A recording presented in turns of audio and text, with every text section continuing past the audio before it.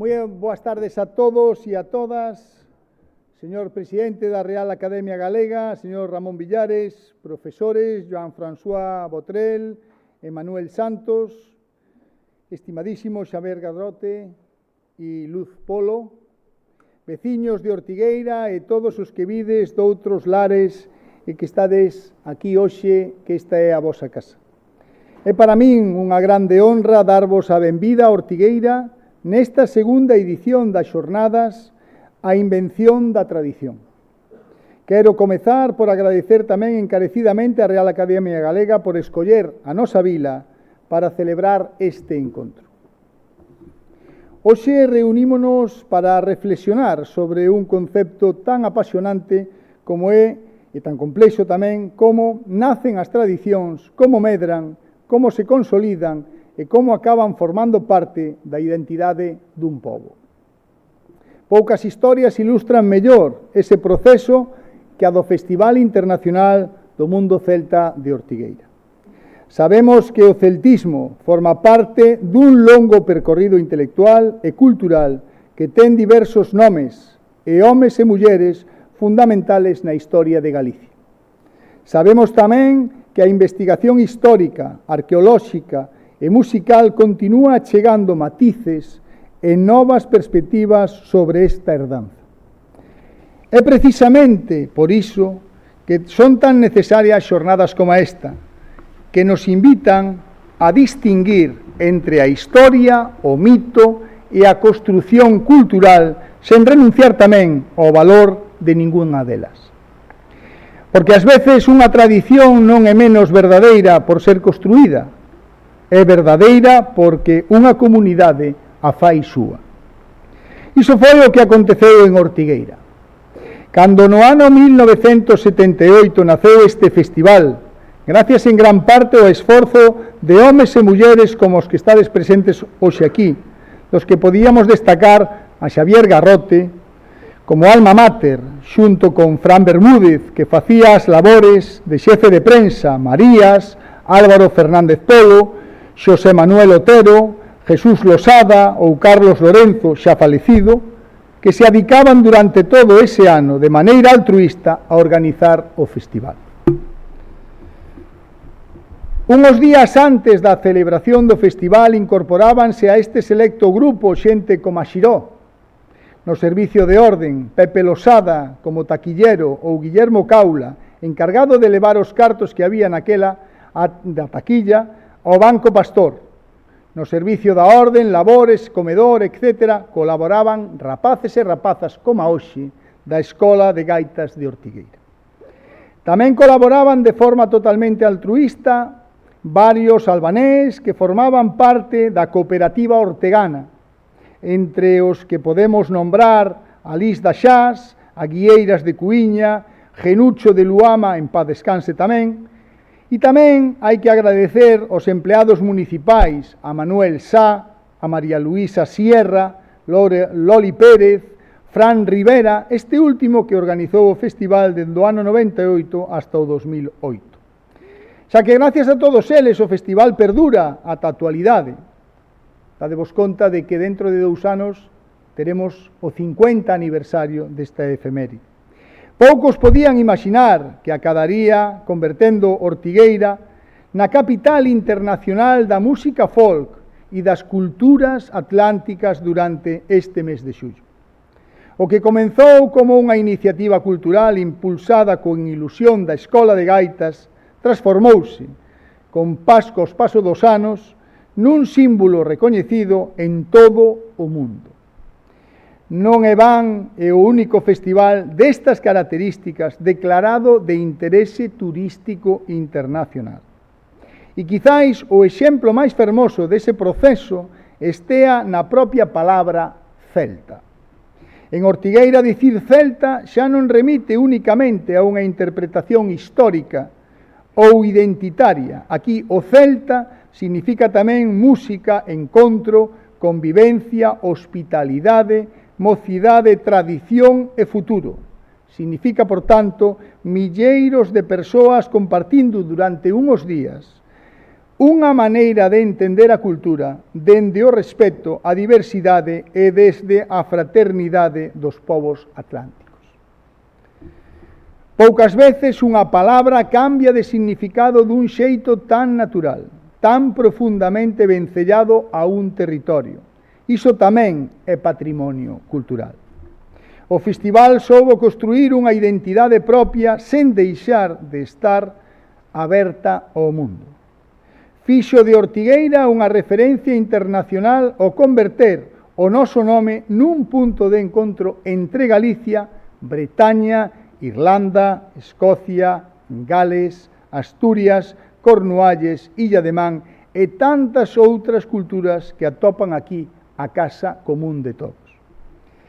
E o máis importante é que esa identidade non foi creada por unha institución nin por unha xeración, foi construída entre todos e todas, polas persoas que soñaban o festival, polas que o organizaron durante décadas, polas familias que abriron as súas portas, polo voluntariado, polos músicos e, sobre todo, tamén por unha veciñanza que soubo entender que a cultura é tamén unha forma de desenvolver o territorio. É así de seguir medrando como facemos cada día. Por iso, é unha satisfacción que a Real Academia Galega dedique unha reflexión rigurosa a este fenómeno. Un fenómeno que ten que ver con compartir, que tamén con cultivar e transmitir. E cando un pobo fai súa eses conceptos con autenticidade, deixan de ser ideas para converterse nun patrimonio vivo.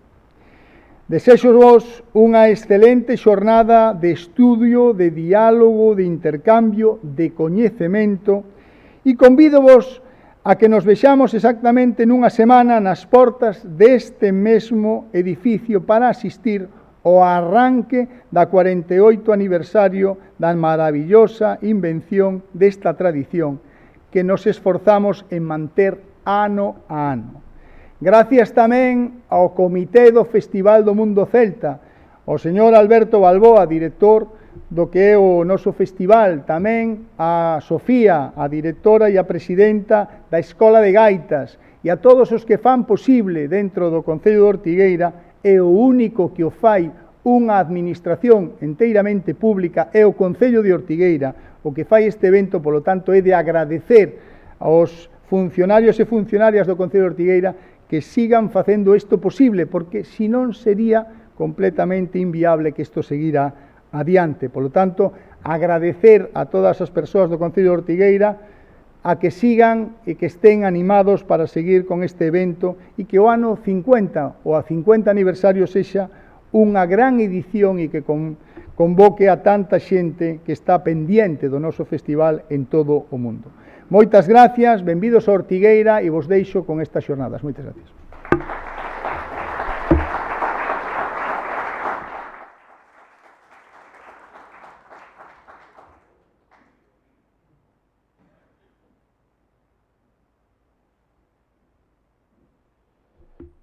Moi boas tardes, señor alcalde, señor Villares, compañeiros da Academia, membros da Corporación Municipal, cronista, señor Botrel, relatores, veciños e veciñas que vos achegades a este acto.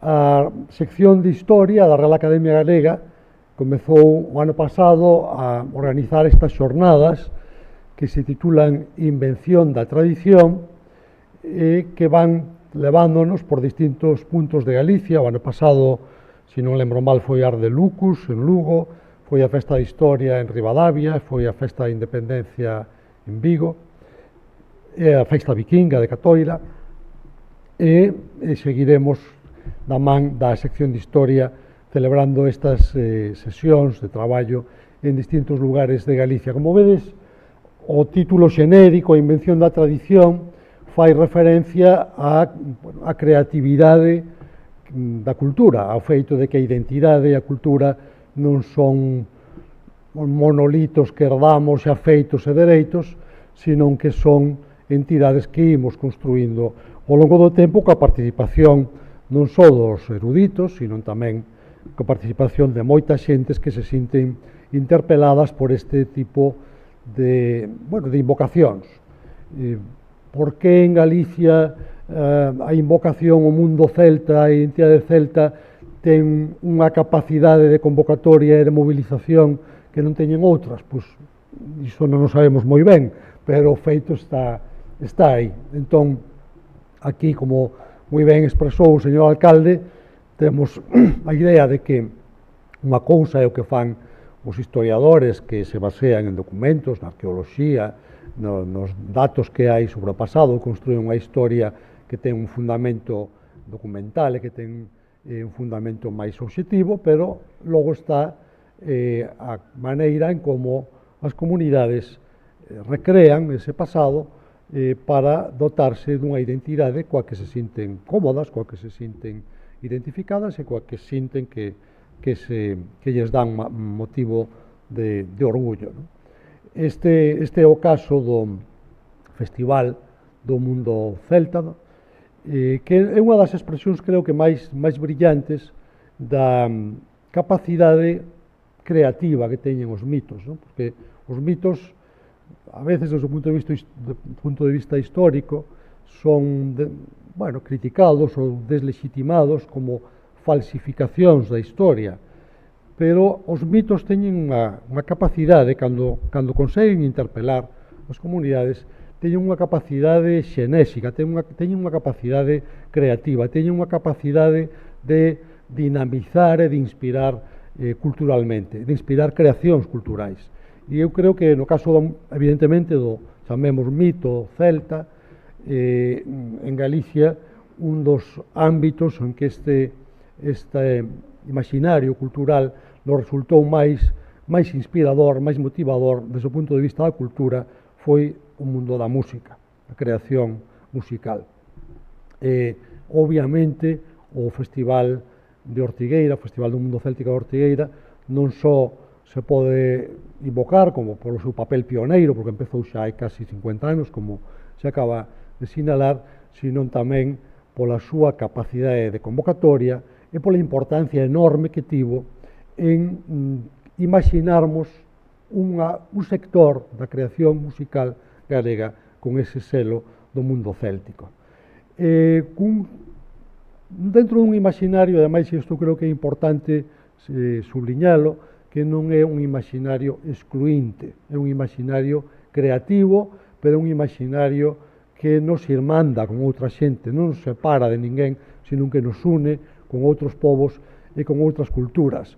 Por tanto, independentemente da fundamentación rigorosamente histórica que poida ter o imaginario céltico para a nosa Galicia, que evidentemente sí que o ten, non é un invento total, non? A palabra invención pode nos dar unha falsa impresión de falsidade. Non, a invención non necesariamente é unha falsidade. Por exemplo, do apóstolo Santiago, os estudos rigorosos falan da invención do sepulcro de Santiago. Evidentemente non din que se inventase, que se falsificase.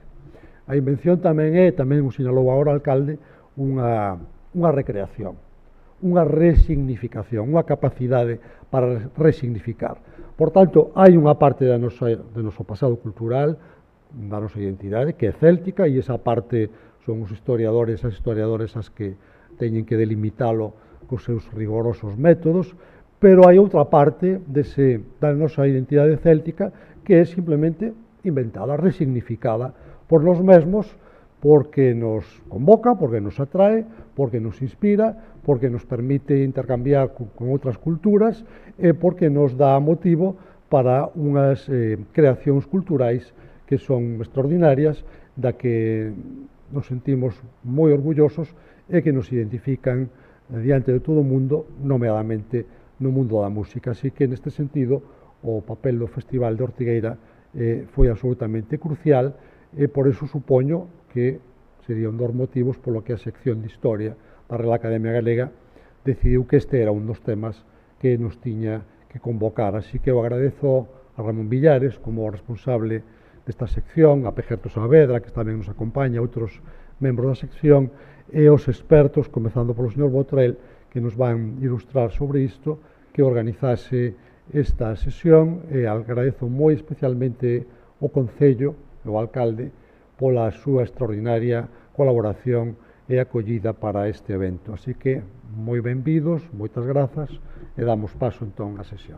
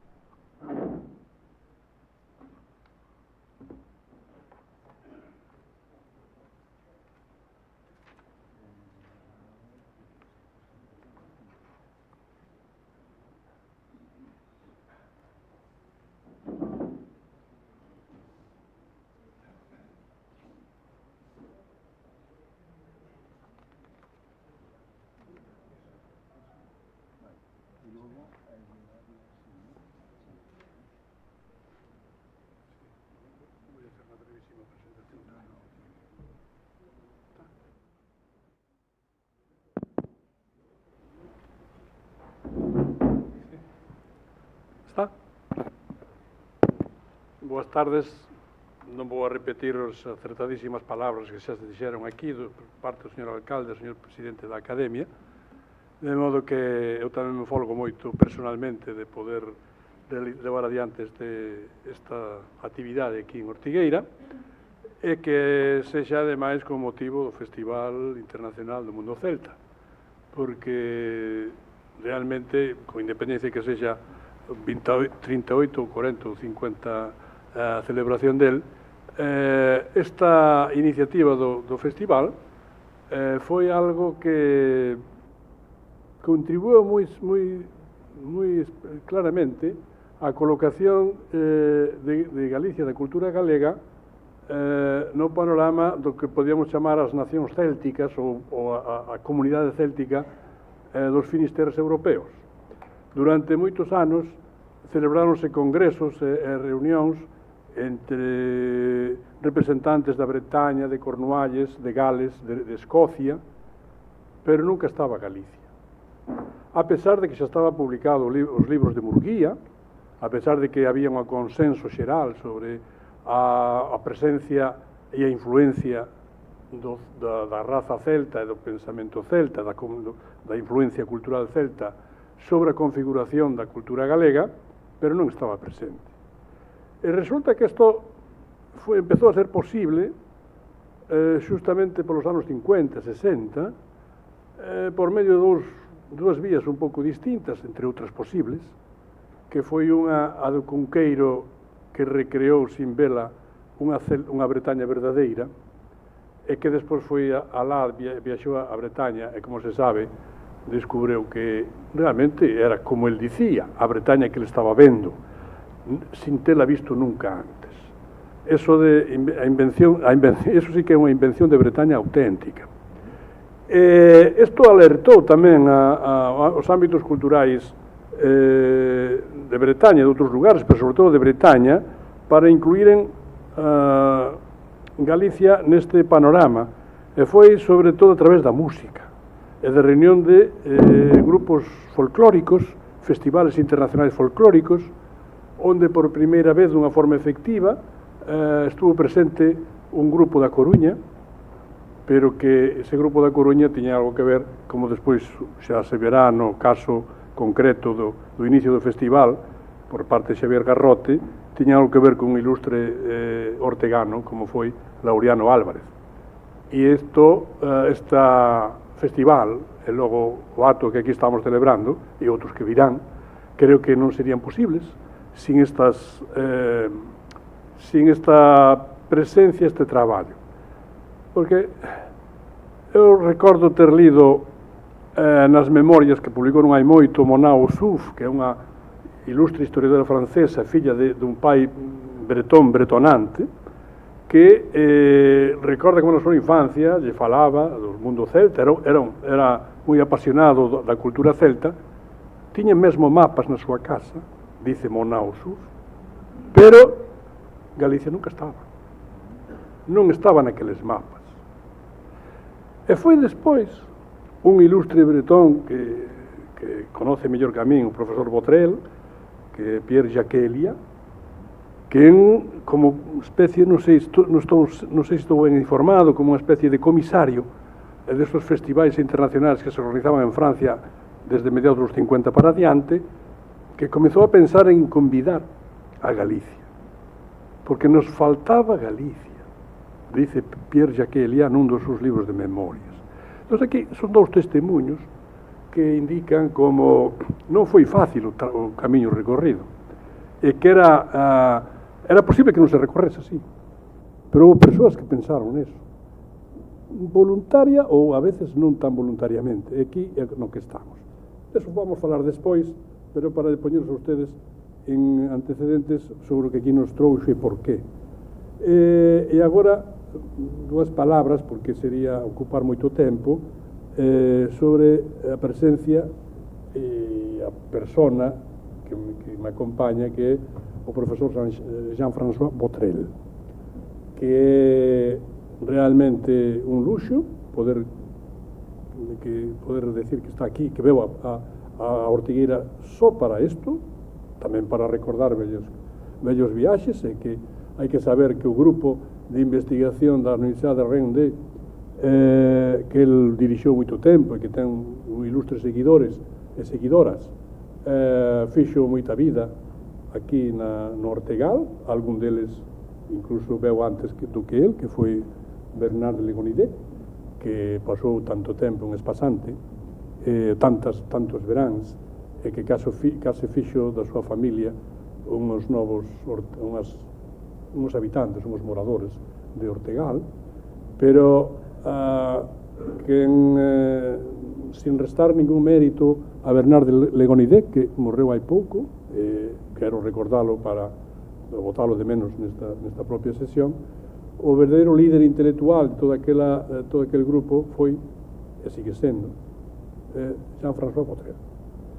Jean-François Botrel non se dedicou solo a estas relacións Bretaña-Galicia e Bretaña, incluso podíamos decir o Finisterre bretón con esta norte ortegano, ou norte da Península Ibérica, senón que ele foi se convertindo co paso do tempo primeiro un ilustre académico, un rector no sentido español da Universidade de Rennes, un rector no sentido francés do sistema educativo de Córcega, en tempos en que era, recordaba moi pouco nun dos seus emails, no que era ministro de Educación Nacional Lionel Jospin, un ilustre ministro e depois presidente da República Francesa, por tanto foi un académico relevante que, sobre todo, é coñecido pola súa condición de hispanista. E ser hispanista no mundo pode ser moita xente, pero ser hispanista recoñecido polos pares é ser presidente da Asociación Internacional de Hispanistas, que hai en todo o mundo. El foi, durante moitos anos, presidente desta Asociación Internacional, da medida do recoñecemento dos seus valores por parte dos pares, non só dos parte dos seus leitores. E, finalmente, debo decir que isto significou que se dedicou durante boa parte da súa vida a estudar a cultura española, a literatura española. Tamén unha parte non principal, pero unha parte importante da cultura e da literatura galega. El foi editor de obras e de autores fundamentais na historia literaria española, para empezar Clarín, Galdós, podía seguir con outros autores. Foi quen marcou para a historiografía española, a historia cultural española, un camiño coa coas súas historias daquelo que rodea a literatura, que non só son os autores, é dicir, as casas que editan, ou as editoras, ou as revistas que publican, os teatros onde se celebran onde se representan obras, a literatura que aparentemente non é literatura, eso que se chamou por parte de, creo que foi Caro Baroja, que lle dedicou algún texto memorable, e logo Jean-François Botrel, que é a literatura de cordel, que é unha literatura que vai pasando de man en man. En fin, todo isto forma parte dun conxunto de obras de Botrel que creo que o fan del, pois iso que dixen antes, un académico dentro e fora de Francia. Aquí, en España, recoñécense algúns hispanistas dunha forma especial. Hai un que se recorda moitas veces, que foi Marcel Batallón, que foi amigo de Menéndez Pidal, que foi correspondente con moitas outras figuras da cultura, da literatura española, antes e despois da Guerra Civil, pero se hai algún sucesor e algún que represente o papel que Marcel Batallón tivo na cultura francesa primeiro, institucionalmente falando, e na cultura española tamén, ese é Jean-François Botrel. E este é a persoa que me honro en presentar aquí a todos vostedes en Ortigueira nun ano 2026 que significa pouco, pero que para nós significa moito que aceptases vir. Gracias.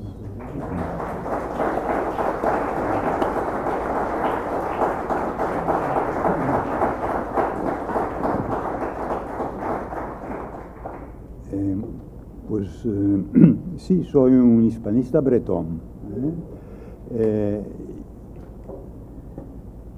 Y como bretón y como hispanista, últimamente he procurado aplicar a mi tierra todo lo que estudiar el campo hispano me había proporcionado.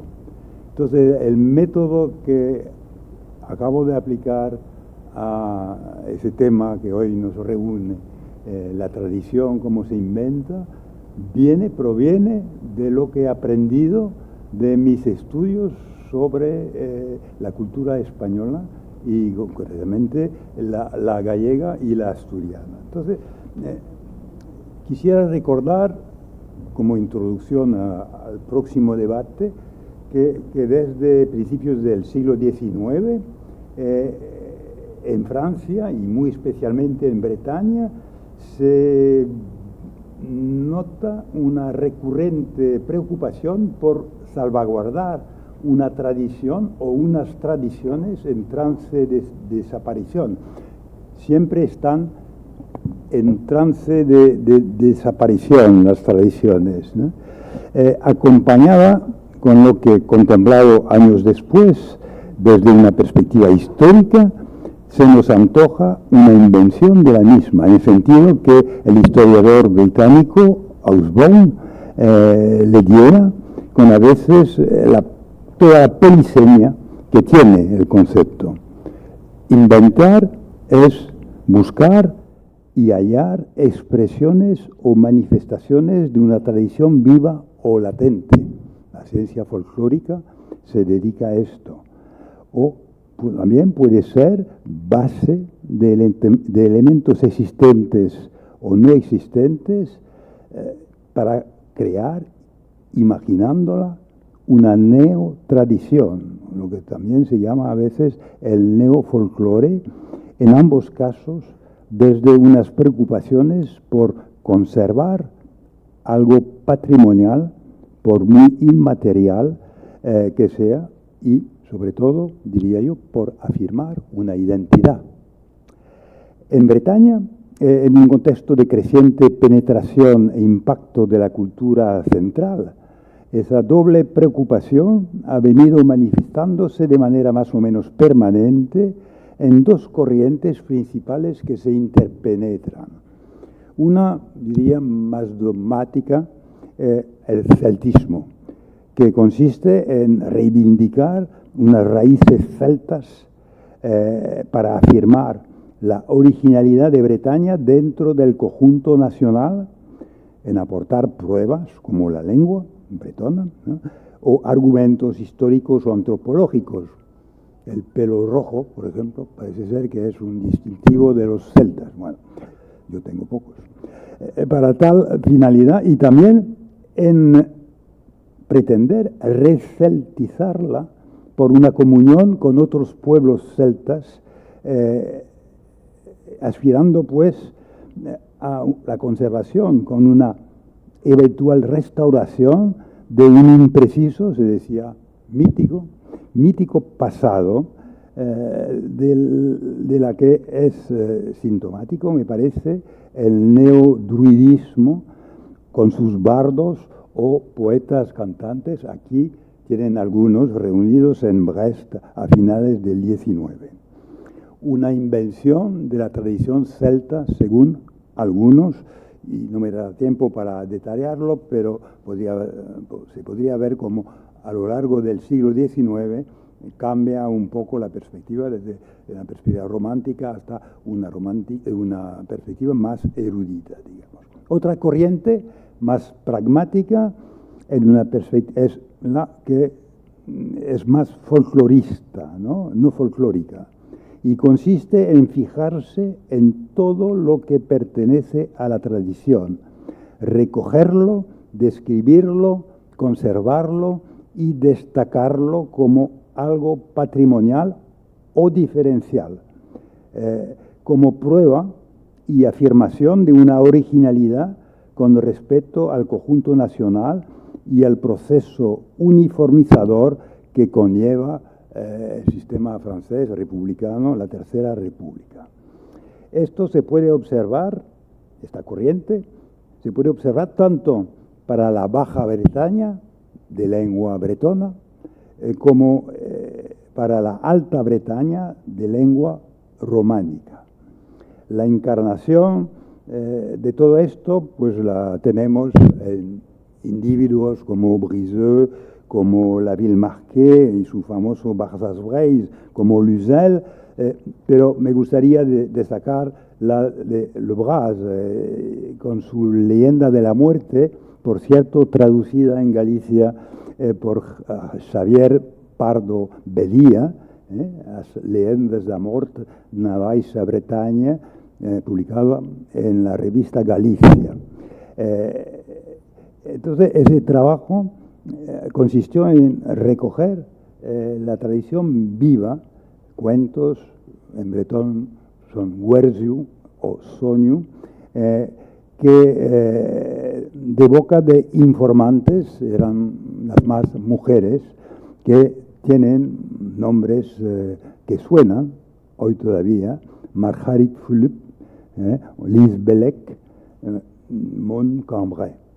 Esto para la parte bretona. En la parte románica, el individuo que más suena es Paul Sébillot, que es investigador del folclore de la Bretaña galófona, ¿no? Y fundador en 1885 de la Sociedad de Tradiciones Populares. Por cierto, he caído en la cuenta de que se funda 4 años después de la Sociedad del Folclore Andaluz y dos años después del folclore gallego, cuya primera presidenta fue Emilia Pardo Bazán, ¿no?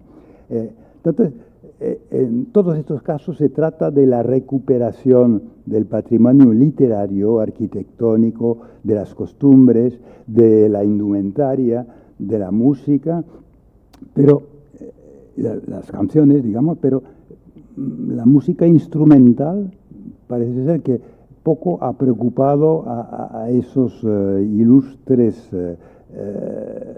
folcloristas, y de grabaciones, por ejemplo, tenemos muy pocas. La primera creo que es de 1900, en cilindros de cera, como se hacía en la época. Así que lo que prevalece en Ortiguera, que es la música celta, yo tendré pocos ejemplos que suministrar referidas a este preciso tema, ¿no? Ambas corrientes, la celta, la dogmática, digamos, y la pragmática, se interpenetran, ¿no? Y dan lugar, creo que esto es muy importante, a expresiones y manifestaciones públicas. no es mera erudición para entre sí, ¿no? Dan lugar a manifestaciones públicas de individuos en la prensa o en libros, por supuesto, pero también más colectivas de organizaciones, desde la Academia Céltica hasta la Unión Regionalista Bretona, bajo forma espectacular regulada, ¿no? En el teatro, por ejemplo, y en el canto, algunos con fines misioneros, como Ticaniri, ¿no? Y da lugar a la fundación del Gorsedd, que es la Asociación de Druidas de Bretaña, a partir del modelo galés y irlandés, y que da una primera manifestación pública, creo, en Brigogneau.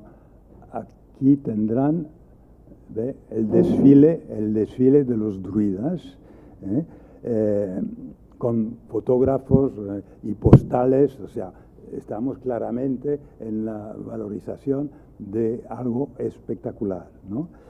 También da lugar a concursos de gaiteros, creo que aquí tengo alguno, sí, aquí grupo de gaiteros de Brest, de Finisterre y otros de Quimperlé, subidos en la típica barrica, en la pareja con la gaita y la bombarda, ¿no?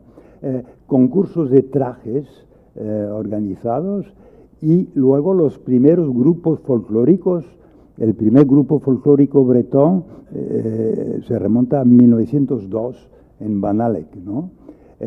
Acompaña este prurito por manifestarse públicamente el auge de la canción bretona en francés, encarnada por un ilustre homónimo, Théodore Botrel, y también por la creación de un cabaret bretón por Durocher, y incluso la invención en 1899 en París, donde la colonia bretona era la más importante, por supuesto, de una romería. Yo en adelante diré perdón, utilizando el neologismo de Cunqueiro, cuando viaja por Bretaña en el 62, un perdón de los bretones de París, ¿no? Este es el contexto en que se inventa algo de mucho porvenir, que es la fiesta bretona, que será el tema principal de mi intervención. El 6 de agosto de 1905 irrumpe en el panorama evocado un nuevo y novedoso evento, el pardon de Fleur d'Agen. He traducido Tsorima con la autoridad de Ramón, lo he consultado primero, perdón de Tsorima, ¿no? Su autor o inventor es Théodore Botrel y su esposa, Elena, famosos artistas de la canción bretona en francés. Verdaderos vedetas, ¿no? O sea, en la época, y casi encarnación de Bretaña, un Botrel a quien el municipio de Pont-Aven encarga la invención de un evento capaz de atraer a los turistas, así de claro. Con el apoyo, importante también, de la Unión Regionalista Bretona, la dimensión ideológica, y el apoyo, el patronazgo de Frédéric Mistral, y hay que recordar que era el premio Nobel en 1904, compartido, por cierto, con Echegaray. El programa,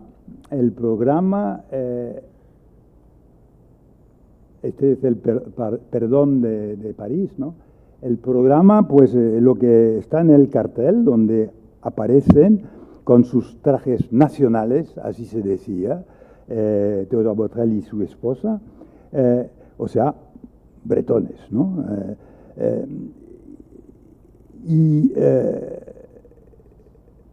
El perdón consta, no se puede leer a lo mejor, ¿no?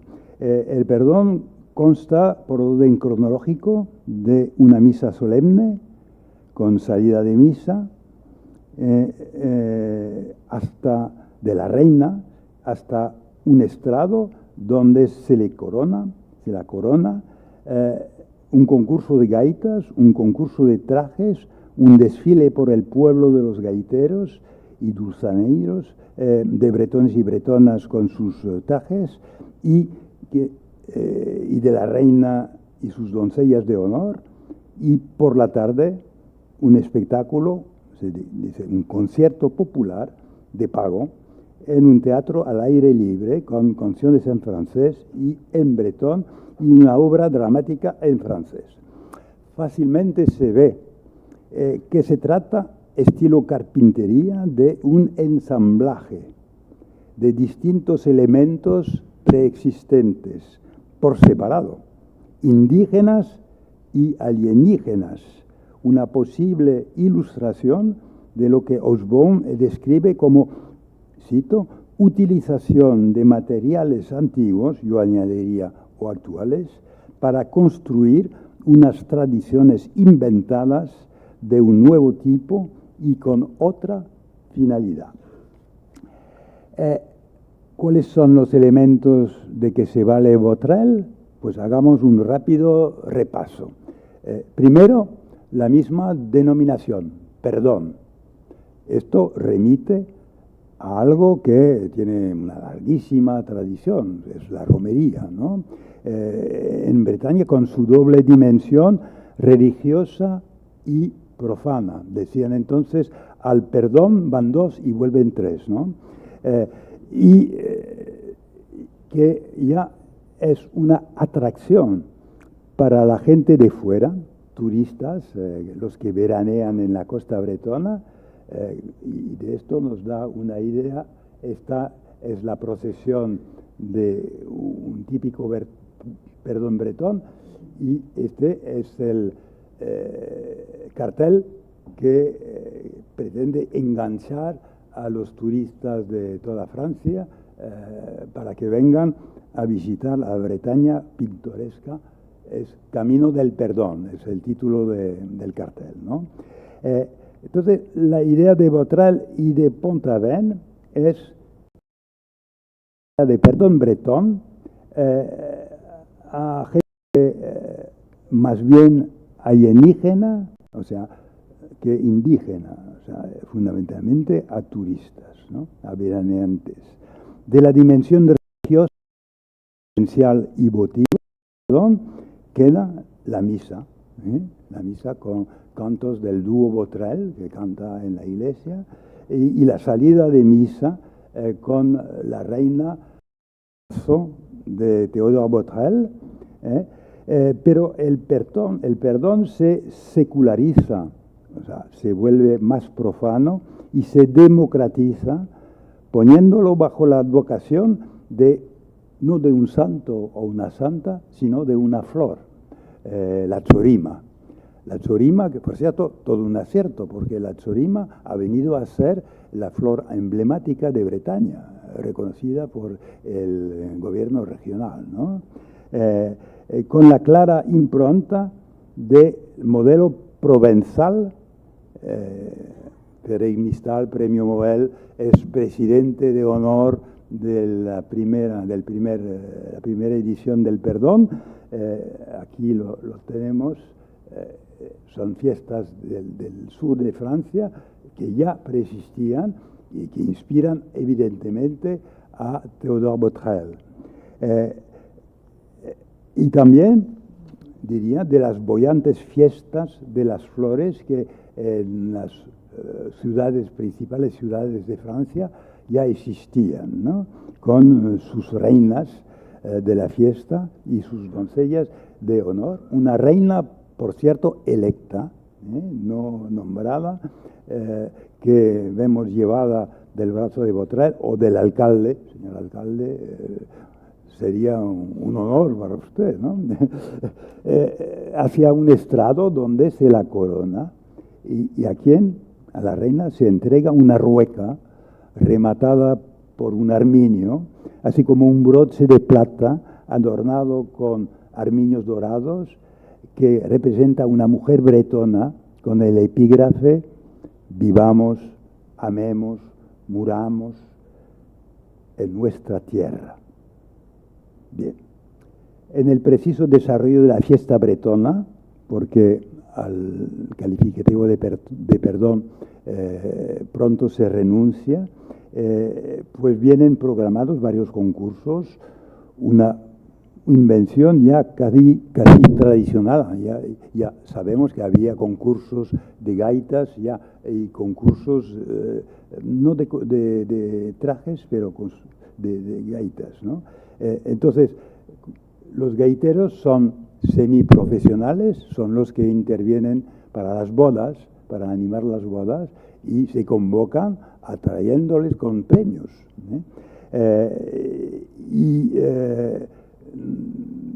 creo que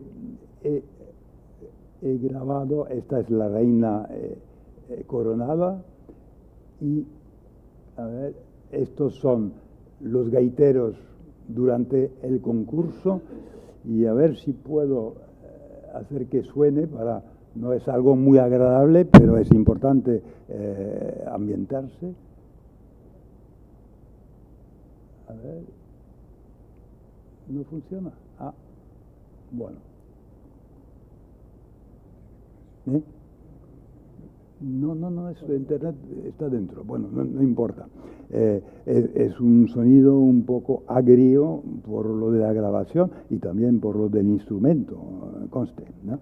De concurso de músicos, concurso de trajes. El traje de Pont-Aven es un traje bastante aparatoso.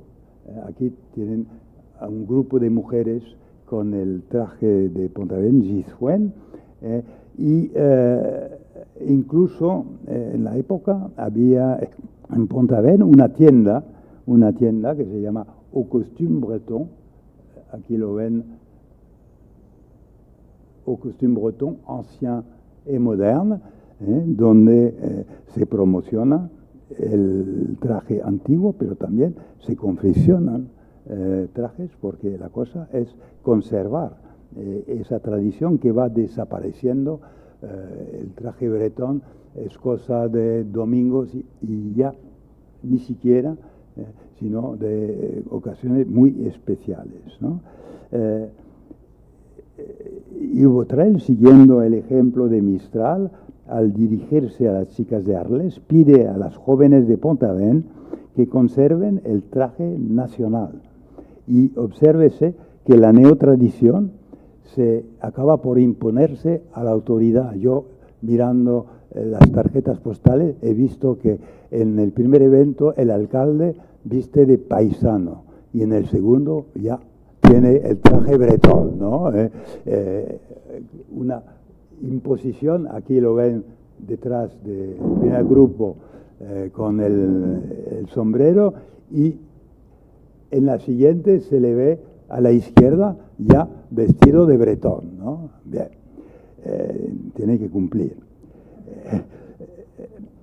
Luego, después de esto, viene la procesión, el desfile, durante el cual se pasea a la reina, no a hombros o en andas, como los santos y santas, ¿no?, de los perdones, cuando se saca el santo, sino cada vez más encaramada con su corte en una carreta rústica, como verán.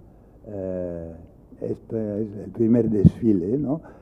Una carreta arrastrada por bueyes y un caballo, ¿no? O sea, y adornada, no, por cierto, no con tojo, porque el tojo es algo bastante desagradable, ¿no?, para los que están en la carreta, sino para cualquier elemento vegetal, ¿no? Y creo que hay otra, sí, y ve cómo progresivamente se eleva a la reina, poniéndola casi en una carroza ya. Bueno, y está precedida por jinetes con trajes bretones y músicos, otra vez como en las bodas tradicionales, no solo una pareja, como hemos visto, creo, en este caso, una pareja de la gaita y la bombarda, sino por un grupo que viene delante de gaiteros que suenan por su cuenta, así sin programa musical. Y entonces un periodista de la Ilustración da cuenta de lo que oye. Y dice que era como si estuvieran 30 o 40 mil gatos sobreexcitados por la primavera. Bien, para que se hagan una idea, ¿no? Entre los posibles modelos disponibles están, por la tarde se ofrece un espectáculo más cultural o artístico de pago en un teatro al aire libre, ¿no? Y aquí lo tienen, entre los posibles modelos disponibles están los juegos florales, los, no sé si es masculino o femenino, estate food galeses, también el Teatro del Pueblo de Bussan en el este de Francia o el Cabaret Breton, y las iniciativas en pro del teatro en bretón, pero es sobre todo fruto de la experiencia de Botrel como cantante, organizador de sus propias tournées, que constan de dos partes, una parte con canciones y otra con una obra teatral. Las canciones son canciones en francés por Botrel y su esposa, pero también son canciones en bretón por bardos como Taldir, Perrot, Bagnel, etc. En la segunda parte del espectáculo se representa una obra teatral muy aleccionadora, el argumento de la primera, que se llama Fleur d'Argent, la Chorima, es el tema de un parisino que quiere seducir a la dueña de un albergue, que es la prometida de un marinero bretón. Ella se resiste y al fin se declara vencido el parisino, menos mal, ¿no? Pero con unas palabras muy fuertes por parte de Botrel contra los parisienses. O sea, y en pro hay una oda a la Chorima, que es así, vamos, bastante villana. Bien. La fiesta se cierra como les perdones tradiciones con una gavota de honor, o sea, un baile de cadena, interpretada por bretones con trajes tradicionales, y aquí les doy una idea de lo que sería, esa es Fleur d'Argent, lo que sería ese baile de cadena, ¿no? Algo compatible con la dimensión republicana, ejemplificada por la presencia de las autoridades y el tradicional banquete que concluye la fiesta, y un desfile nocturno con antorchas, recuerdo del 14 de julio, revolucionario, acompañado de gaitas e iluminaciones eléctricas, la modernidad. Si se contrastan las intenciones del autor, inventor de la fiesta, pretendía organizar, cito, un hermoso y pequeño festival popular donde se reuniría toda Bretaña. Si se contrasta con las primeras reacciones, se puede observar que a pesar de las reticencias del párroco, al párroco le parecía un poco violento que estas jóvenes reinas y doncellas quedaran expuestas a la vanidad, la curiosidad y la codicia de los sinvergüenzas, decía, ¿no? Y a pesar de las vehementes censuras por parte del incipiente movimiento bretón, la opinión, tanto la de Mistral como la de la prensa local o nacional, o de los abundantes reportajes fotográficos con sus tarjetas, es que se trata de una fiesta regionalista o bretona. La etiqueta folclórica o neofolclórica aparecerá mucho tiempo después. El modelo de 1905 se vino replicando en las sucesivas ediciones, bianuales primero y luego anuales de la fiesta, con un intento por parte de Botrel de aclimatación en otras ciudades bretonas, en Saint-Main, en Dinan, hablábamos de Dinan, y cundió, como veremos luego, en otras fiestas y en otros lugares de Bretaña. Unos 20 años después, tras la interrupción de la Primera Guerra Mundial, el programa de 1924, de la prensa, aquí incluso hay un eco en la prensa española, ¿no? En blanco y negro, no se trata de Pont-Aven sino de Concarneau al lado, pero ya tiene repercusión internacional la fiesta bretona, o sea, como imagen, ¿no? En 1924, este es el programa de 1924, se ve que tanto los componentes como la filosofía han sido ya fijados, o sea, que son, vamos a decir, tradicionales, ¿no? Leo el texto que acompaña el programa, lo traduzco al español, ¿no?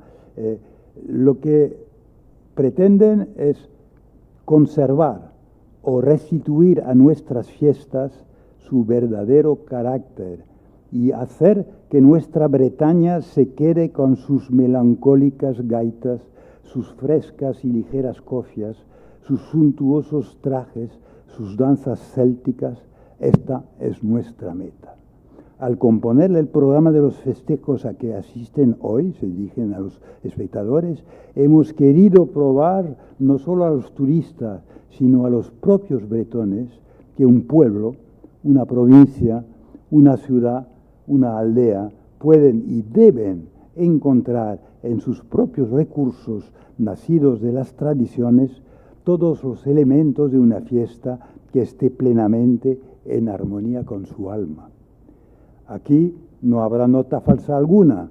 La exclusión de los feriantes con sus casetas de tiro al blanco, sus columpios y sus músicas modernas ha sido deliberada para dejar sitio a las gaitas y a las danzas que en esta región tienen tan potente carácter, y a los concursos de trajes y de cantos bretones y a las luchas armoricanas muy vigentes todavía.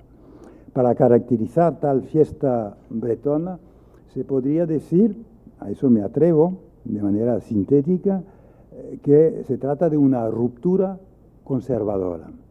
Conservadora como iniciativa que es para la conservación o la salvaguarda de las costumbres, de los trajes y de la lengua, en consonancia con la política de la Unión Regionalista Bretona, ¿no? Y la expresión tanto de la diversidad como de la unidad. Y sin duda existe un efecto movilizador. Se sacan los trajes, se confeccionan nuevos trajes, etcétera, como en los participantes locales, que se presentan con orgullo ante los espectadores de fuera de la región. Y se puede presuponer una conciencia colectiva o comunitaria a través de la afirmación de la diferencia y la especificidad en relación con los demás. Es rompedora porque se impone el modelo del espectáculo, o sea, con actores y espectadores, versus la reunión semi-improvisada que pertenecía a la cultura aldeana, ¿no? La gente se reunía para cantar, para festejar lo que fuera, pero sin organización, sin codificación. En este caso se trata de un espectáculo organizado y codificado, ofrecido a los no nativos, y los trajes, los músicos, los bailes y las canciones, todo es una máquina de producir imágenes y recuerdos. Está a cargo de actores autóctonos, identificados como bretones y bretonas, ya que tienen trajes y gaitas. Incluso se presenta el típico, lo ven en primer plano, típico mendigo bretón, que se llama el clasquerbara, el que busca el pan, ¿no? Que no podía faltar, dice un periodista, ¿no? Y todo esto se acompaña para los espectadores de una dimensión pintoresca, llena de colores. Siento que, claro, las imágenes en la época todavía no llevaban color, pero un poco más tarde se harán una idea de lo aparatoso que eran los trajes de las mujeres de Pont-Aven, ¿no? O sea, es algo espléndido. Entonces, se ve con la inclusión de elementos externos, como ya lo he mencionado, de la cultura provenzal o de la cultura urbana francesa, pero bretonizadas. Total, ya me dirás para el tiempo cómo tengo que abreviar. 10 minutos, vale. Pues total, la fiesta bretona concebida por Théodore Boutral es un hábil amalgama y de alguna manera transmutación en el crisol de la fiesta de distintos materiales pertenecientes los más al pasado, carro con bueyes, ¿no? Versus la modernidad del tren que lleva a Pont-Aven a los turistas, o de los coches que ya tienen los turistas, y el contraste es ya enorme, ¿no? Entre ambos componentes, con el encumbramiento de una reina del pueblo, porque es una reina elegida entre las chicas del pueblo, y un espectáculo para espectadores a ras del suelo. Entonces, permitiendo una mezcla, yo diría casi una fusión entre individuos y grupo, entre lo rural y lo urbano, entre la Iglesia y la República anticlerical. 1905 en Francia es una fecha mayor, porque supone la separación de la Iglesia y del Estado. De un entre-soi y de algo para los demás, de lo cerrado y de lo abierto al mismo tiempo. Pero conste que ese nuevo perdón no sustituye a los antiguos. Siguen vigentes las tradiciones romerías bretonas. Se añade, pero lo curioso es que va a coger enseguida un sitio suficiente como para perpetuarse. O sea, lo han visto en la primera diapositiva, 2025 sigue igual, casi igual, el perdón, ¿no? O la fiesta bretona. Llama nuestra atención, en efecto, que este perdón, esa fiesta, se convirtiera en una tradición defendida y fomentada por la comunidad aldeana, como otros perdones, como símbolo de identidad local y tal vez supralocal. La fiesta de autor, como se habla de un vino de autor ahora, ¿no? La fiesta de autor, concebida a base de elementos variopintos, aunque mayoritariamente vinculados con Bretaña, se vuelve perenne gracias a su apropiación por una comunidad de intereses económicos e ideológicos que conserva, adaptándola, su pauta inicial, consiguiendo la tradicionalización. Y observo, si dejo correr el tiempo, que en Bretaña la tradición es una invención que no cesa, que no ha cesado. Pruebas, pues prueba es que la fiesta bretona con el modelo Botrel, digamos, de Pont-Aven, pues ha cundido, que primero la fiesta de Pont-Aven se ha perpetuado hasta ahora, y ahora doy algunos programas de ediciones sucesivas y hasta la aparición del color, con esos aparatosos trajes femeninos, y yo diría bajo el control de la comunidad aldeana. Este cartel fue un verdadero escándalo en Pont-Aven. Presentar a una bretona en una bicicleta ya era el colmo, ¿no? Entonces protestó la gente, ¿no? Y no se repitió la experiencia innovadora del cartelista, ¿verdad? La fiesta, insisto, la fiesta se vuelve perenne gracias a la apropiación por la comunidad. Durante la primera mitad del siglo XX menudean las fiestas bretonas, ahora se dirán folclóricas, pero o célticas, que también es otro calificativo empleado. Aquí una fiesta céltica en 1906 y unas fiestas intercélticas de los días en 37, fiestas célticas o fiestas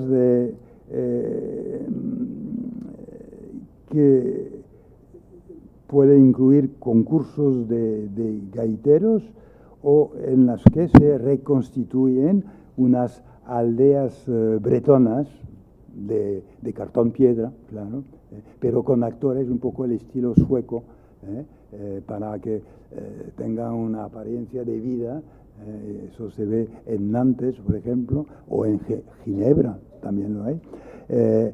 Y una especie de museificación en sentido positivo de la cosa. O sea, Bretaña entra, por ejemplo, en el Museo de Arte y Tradiciones Populares de París, ¿no? A base de una reconstitución de un interior campesino bretón. Entonces, el modelo Botrel ha cundido antes de ser rechazado. O sea, después de la Segunda Guerra Mundial ya empieza a ser rechazado, pero sigue el perdón de Pont-Aven, o sea, rechazado porque se observa una preocupación por organizar y promover la tradición con innovaciones hoy tradicionalizadas, como la importación del bagpipe escocés en Bretaña. Ahora nadie cae en la cuenta de que esto es una invención, o sea, es una importación en Bretaña de algo que pertenecía a Escocia exclusivamente. La gaita es muy distinta, ¿no? Y también de los bagadú, o sea, de las formaciones tipo militar que ahora están por doquier. Otra invención, ¿no? Se ve como se organizan fiestas bretonas, por supuesto, pero también fiestas históricas y progresivamente fiestas célticas o intercélticas, y el Festival Internacional de Cornamusas de Brest se transforma en 1971 en el Festival Intercéltico de Lorient, y 5 años después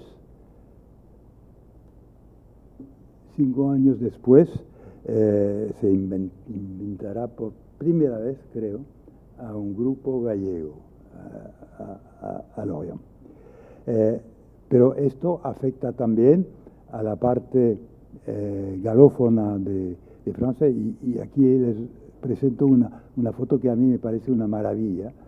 Una agrupación de acordeonistas del este de Bretaña, agrupados así para una foto de boda, ¿no? Bien. No ceja, por supuesto, la corriente pragmática de recuperación de la tradición en la parte britófona y en la galófona, y a raíz de las cátedras instaladas en distintas instituciones o universidades y superada, aunque no olvidada, la compromiso con la Alemania nazi, porque también se podría insistir sobre esas claudicaciones o traiciones, ¿no?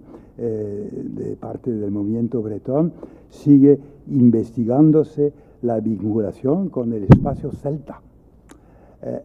Lo bretón y céltico da lugar lo mismo a exportaciones que a importaciones, con la circulación física de los grupos, lo que permite la mejora de las comunicaciones, claro, de los grupos, con la presencia de Bretaña en Galicia y de Galicia en Bretaña, ¿no?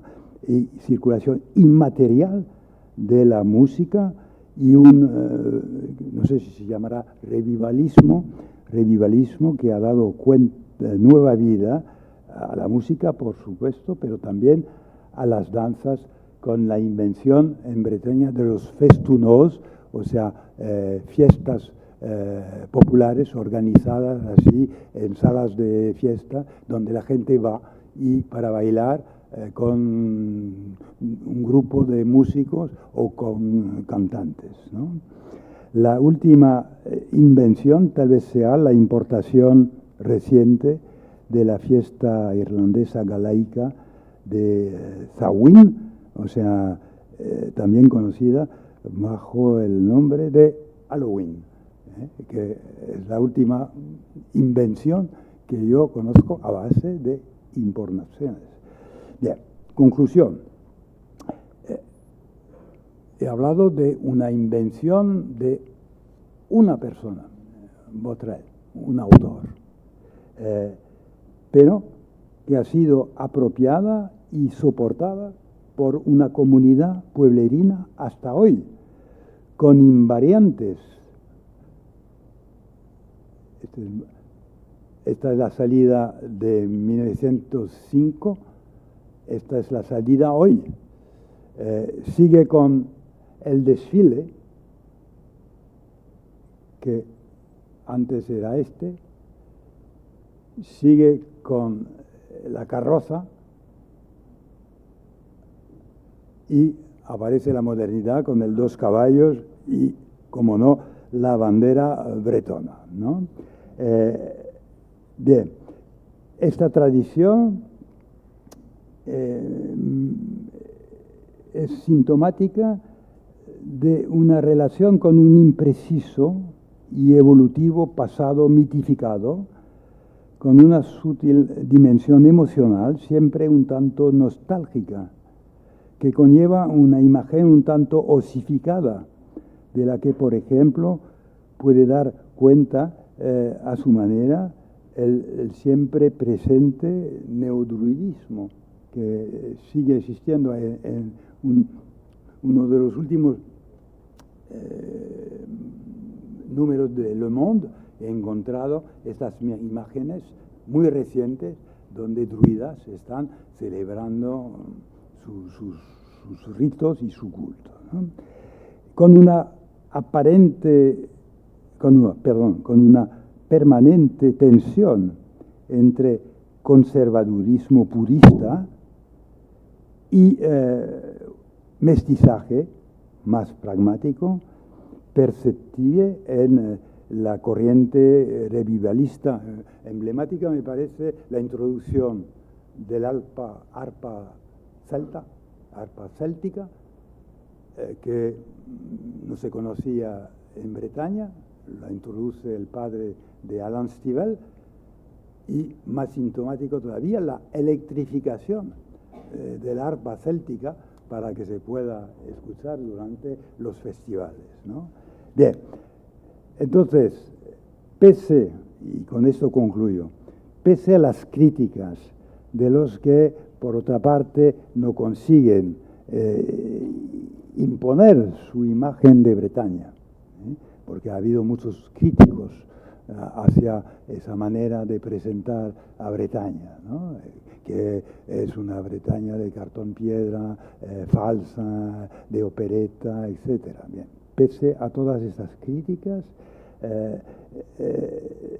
de los que quieren imponer su imagen de Bretaña y de lo bretón o céltico, la fiesta bretona de la Chorima y demás fue y sigue siendo una de las manifestaciones de una imagen de Bretaña ofrecida a un público mayoritariamente forastero por una comunidad bretona de actores, yo diría, orgullosos de sí mismos. Así entiendo yo lo que deja ver la invención y esta invención que se ha vuelto tradición en este caso y en muchísimos casos que solo he podido mencionar rápidamente. Entonces, aplicar esto al Festival de Ortigueira, me gustaría contrastar precisamente estas hipótesis con lo más reciente, pero tal vez un poco parecido, ¿no? Que está produciendo con la tradicionalización, ¿ya? de este festival. Bueno, gracias por su atención.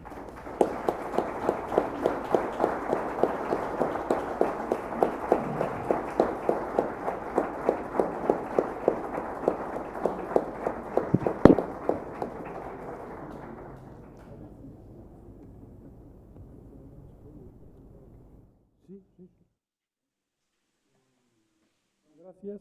E agora vamos a continuación coa mesa redonda e despois facemos un coloquio xeral coa conferencia e as intervencións na mesa redonda, se há lugar, ou se há preguntas, ou que sea, non? Okay. Muchas gracias. E podes sentarte aí e suben los participantes da mesa redonda.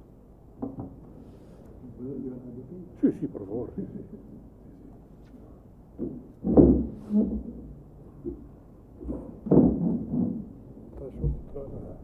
Una botella para mí.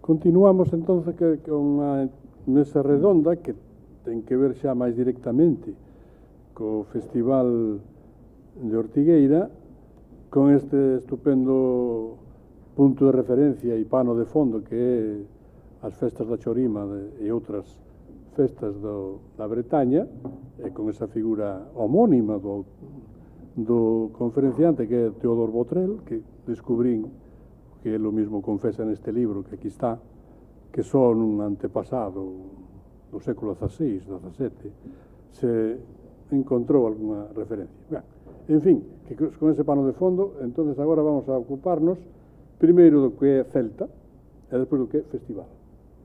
Intervencións que pido que sexan moderadamente breves, para que despois poda haber un coloquio e podamos cerrar máis menos na horario que está previsto, ainda que eso xa depende da alcaldía e do personal que atende este lugar. Pero, en fin, en primeiro lugar vai falar Manuel Santos Estévez, que é un investigador que traballa no INCIPI, que é unha institución que, sendo de todo o conxunto español, está asentada en Galicia, asentada na Cidade da Cultura, no que se chama o edificio Fontán, pero é unha institución dedicada á investigación de Ciencias do Patrimonio, ¿no? O Instituto de Ciencias do Patrimonio, que foi dirixido moito tempo por Felipe Criado e hoxe está sendo dirixido por un ilustre ortegano que lamenta non estar aquí, que era Xosé Lois Armada, que é do veciño municipio de Cariño, antigamente de Ortigueira.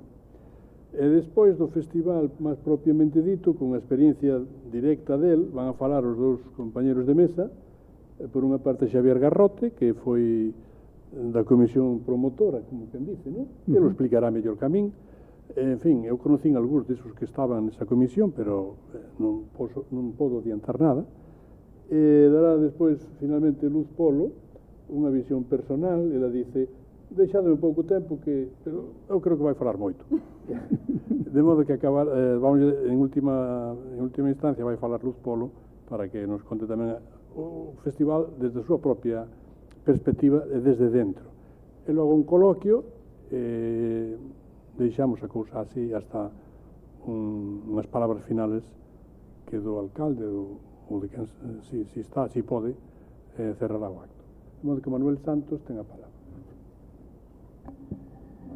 Moitas grazas. Bueno, quixera empezar agradecendo aos organizadores deste evento, non, que a Radio Academia Galega, o Concello de Ortigueira, o Festival Celta de Ortigueira, o darme a oportunidade de poder participar en ele, a verdad que é unha honra para min.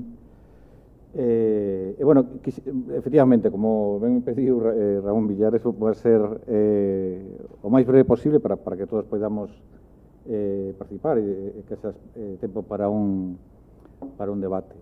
Creo que non está saindo a miña presentación e nada, simplemente vou apuntar a grandes rasgos algunha idea sobre que podemos ter dos celtas, como esta idea, bueno, mudou co tempo,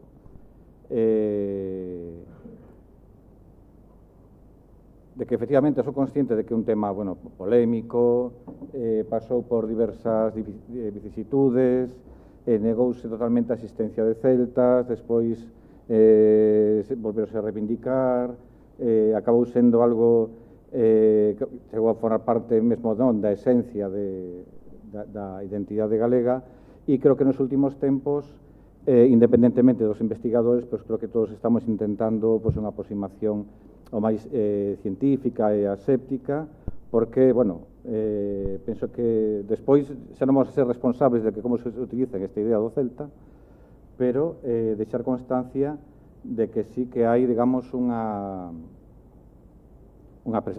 presencia histórica dos celtas que xogaron o seu papel na construcción da herdanza cultural que temos actualmente os galegos, pero tamén hai que ter en conta que a idea dos celtas e da historia en xeral, eu creo que casi calquera idea histórica que manexemos ten unha dobre dirección. Unha cousa son os celtas, a pegada que deixaron na cultura do cal somos herdeiros, e o que investigamos os historiadores, os arqueólogos, e outra cousa é os celtas desde o presente, vistos desde o presente, que ideas proxectamos sobre eses devanceiros, e que eso sempre está mediatizado, bueno, por cuestións, bueno, por intereses, por ideoloxía, e que vai mudando co tempo en función dos intereses sociais de cada época. Por exemplo, mira, trouxen aquí dúas imaxes, unha máis, digamos, clásica, a vosa esquerda, non? Do celta salvaxe,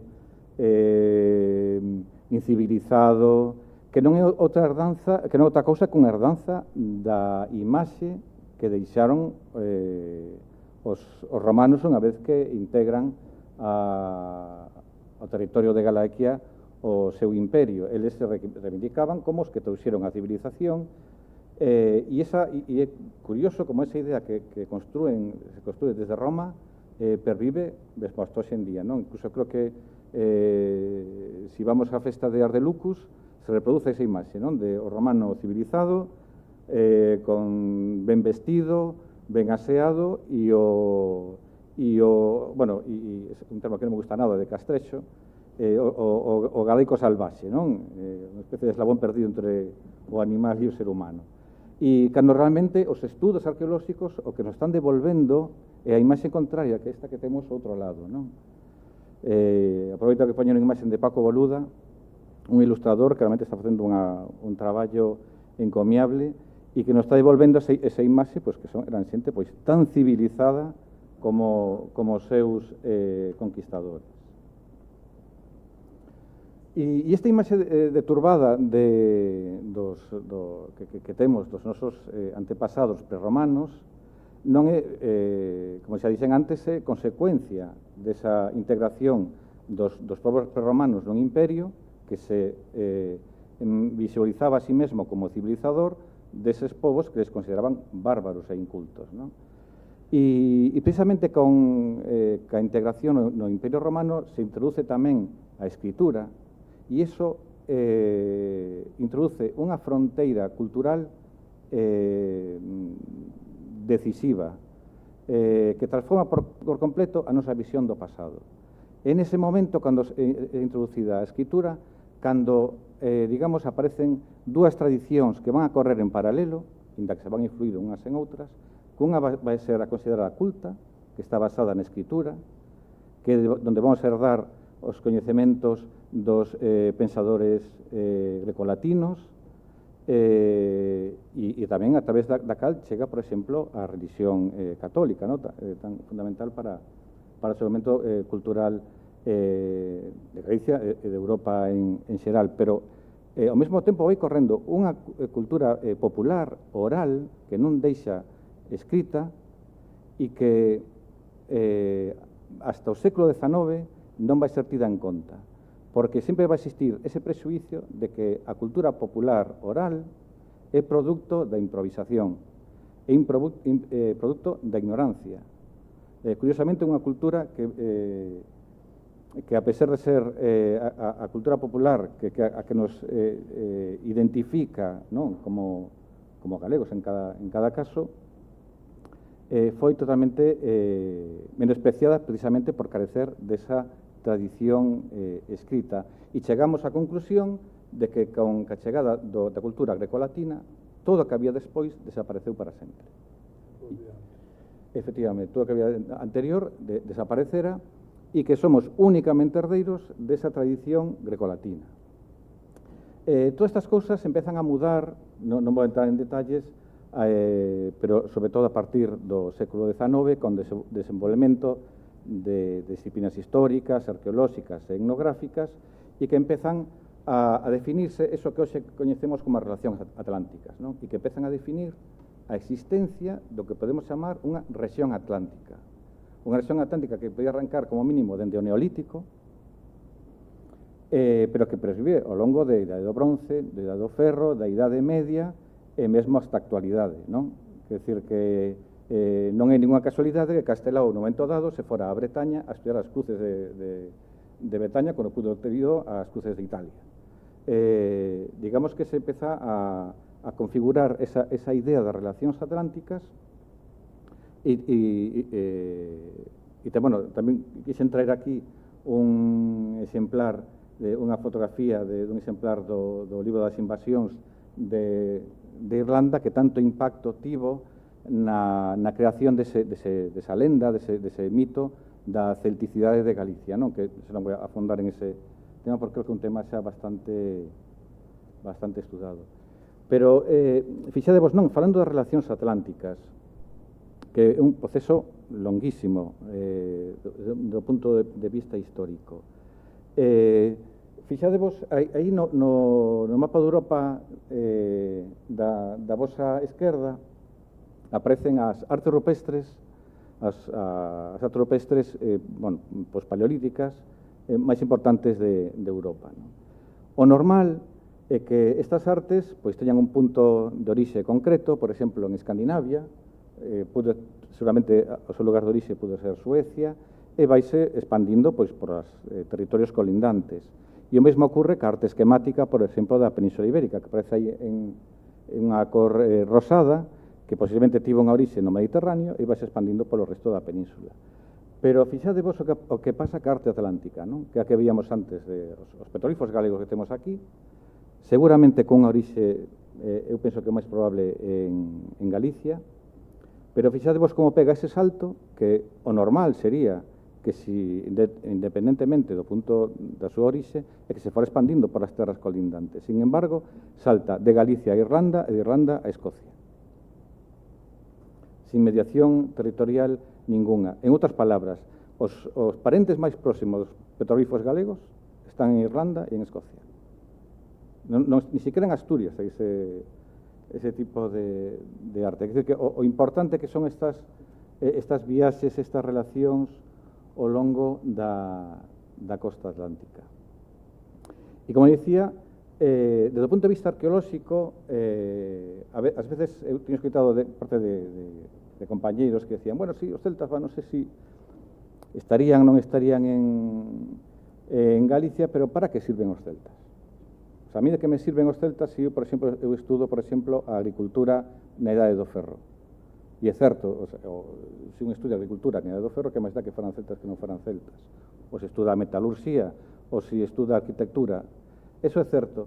Pero os que traballamos, por exemplo, con o mundo das mentalidades, das religións, das crenzas e da arte, aí sí que os celtas teñen un papel fundamental. Porque se algo son os celtas, se por algo se caracteriza os celtas, é por dous elementos. Non nin por a cultura material, nin por a forma en que vestían, nin por a forma de construir as casas. A cultura celta se fundamenta sobre todo na lingua e na religión. Eso que diferenciaba.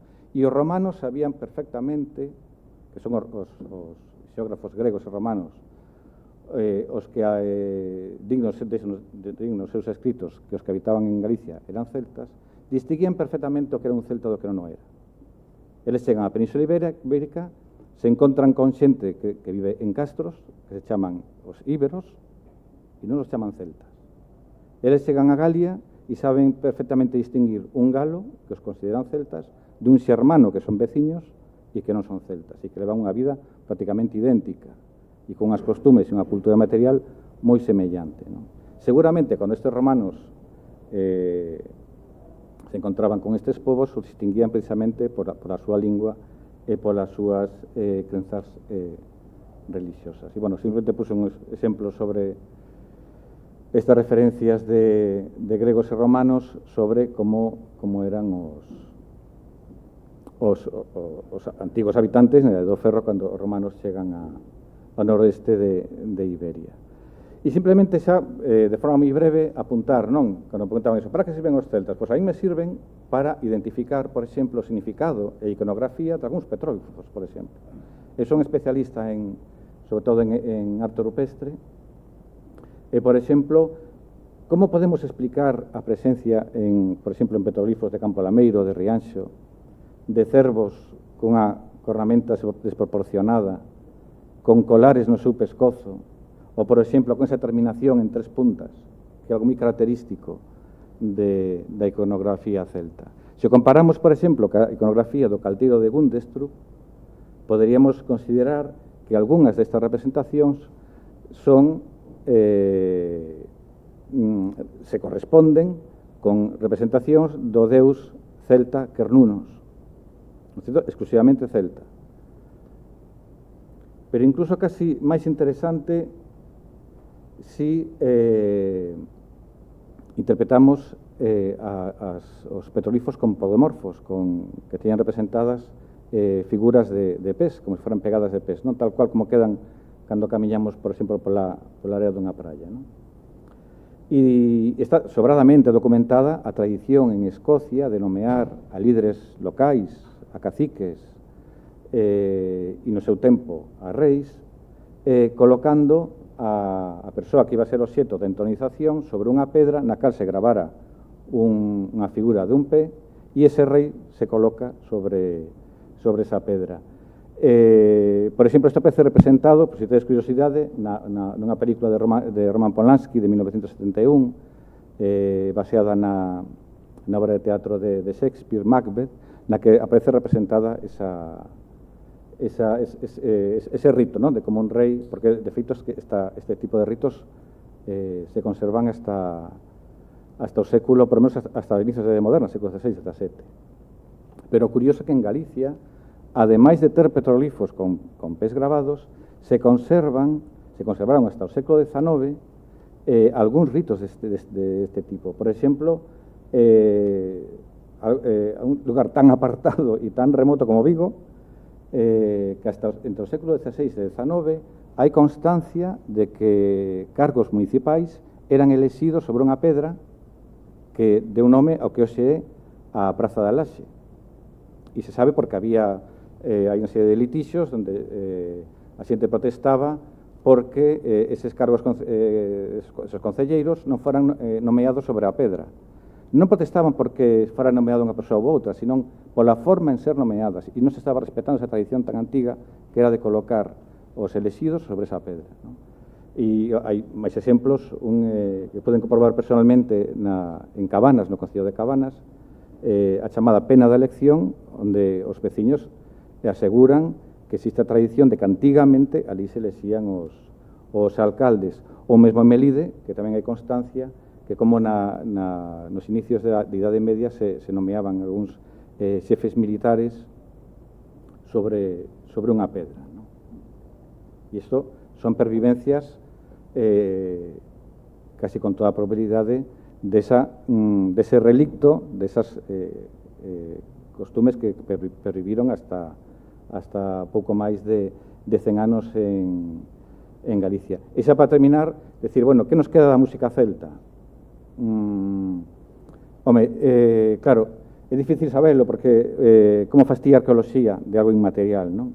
Pero simplemente trouxen estes apuntes, que aquí temos a fotografía de 2 grabados rupestres que son, con toda a probabilidade, os 2 instrumentos máis antigos representados seguramente en toda a Península Ibérica, que son 2 liras, unha no norte de Portugal e outra en Caldas de Reis, 2 liras seguramente de uns 3.000 anos de antigüedade. Os instrumentos musicais máis antigos coñecidos, non? E que ten os seus paralelos, pois tamén, bueno, non só no mundo celta, sino tamén a lira, digamos, é un instrumento no momento que é bastante extendido, pero o curioso é que as liras que se representan en Galicia non se parecen ás liras, por exemplo, que tocaban os gregos, ou no mundo mediterráneo, se parecen ás liras que se tocaban no mundo atlántico, ¿no? que son diferentes. E simplemente para terminar, facer unha reflexión, independentemente de que teñamos inventado sobre o mundo celta, sobre a música celta,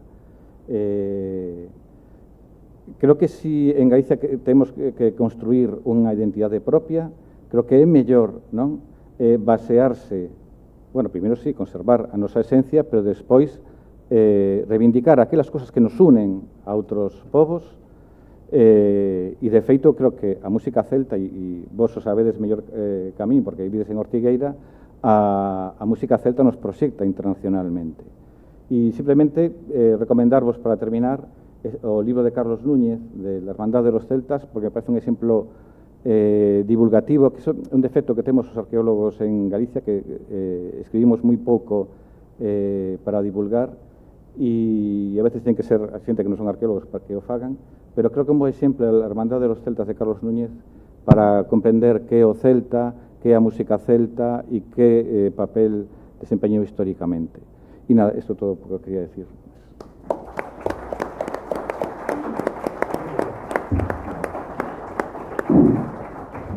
prepararía o paso ordenador. Tes grabación? Sí, sí.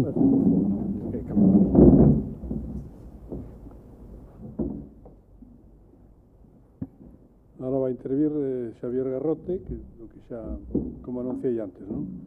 Xa sin solución de continuidade, aquí estamos.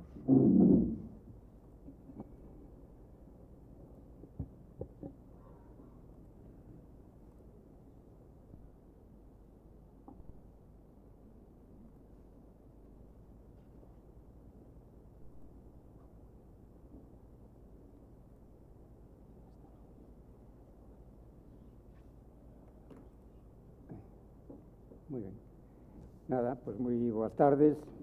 Preciosa charla do señor Botrel, moi inspiradora para min en algúns aspectos que logo se temos oportunidade de comentar e, desde logo, a introducción a este mundo celta desde o punto de vista de arqueoloxía superinteresante. Eu, claro, visto o título da charla de hoxe, a mí me parece que o máis acaído sería empezar pois con unha frase de Nuno Camarneiro, non? Que ven quizás un pouco caída para o tema. Eu simplemente o que vou facer vai ser un pequeno e rápido percorrido sobre a gaita en Galicia e para irnos achegando pouco a pouco a Ortigueira, non? A creación da Escola de Gaitas e ao Festival Internacional do Mundo Celta. O sea que vou empezar cun pouco de historia. Dos gaiteiros do noso país, deixando a marxe a iconografía, temos registros desde moi antigos que aparecen nos documentos galegos dos séculos XIII e XVI de Andrés Martínez Salazar, donde en 1374 fala de o gaiteiro Joanes Gonsalves, que asinaba unha escritura de compravenda dunha leira en Monfero. Este documento podedes ver aí que figura o notario pon o ano 1412, pero se corresponde co ano 1374, porque en esa época se empregaba a era hispánica que contaba 38 anos máis que do calendario actual. Ferro Couselo, a vida e fala dos levanceiros, nos conta tamén que o 17 de decembro de 1458 o Concello de Ourense contrata por todo o tempo da súa vida ao gaiteiro Gómez Mouro. Poderíamos seguir así con Notas Viejas Galicianas de Pérez Constanti, non? Donde tamén nos fala de outros gaiteiros como Xoan Rivas del Mar de Noia, Juan Pérez de Pobo do Carameñal ou xa Conde de San Martín de Vilaboa. Pero a gaita e os gaiteiros non nos son alleos a este norte do noroeste peninsular. Eu podo lembrar pois que o noso cronista oficial e amigo Carlos Breixo fai uns meses na que me daba conta da presencia dun gaiteiro, Ruiz de Lamelas, no lugar da Devesa, en Santa María de Mogor, aquí en Mañón, e a de Pedro de Vilasuso, en Couzadoiro, en Ortigueira, e así mesmo José Manuel Bouza Maior, en Breve Historia de San Adrián de Veiga, nos fala de Román de Irisen, da Pedra, un gaiteiro que foi sancionado con R$6 por non querer participar con motivo do aniversario do xuramento da Constitución de 1837. O interés polos gaiteiros en Ortigueira se pon de manifesto ca noticia que nos daba o de Galicia en 1903, que fai referencia da contratación para as festas de Ortigueira dun gaiteiro moi famoso daquela época de Santiago, que era Antonio González Silva, e o seu fillo de 4 anos, Emilio González Pasantino, que polo visto facía maravillas co tamboril.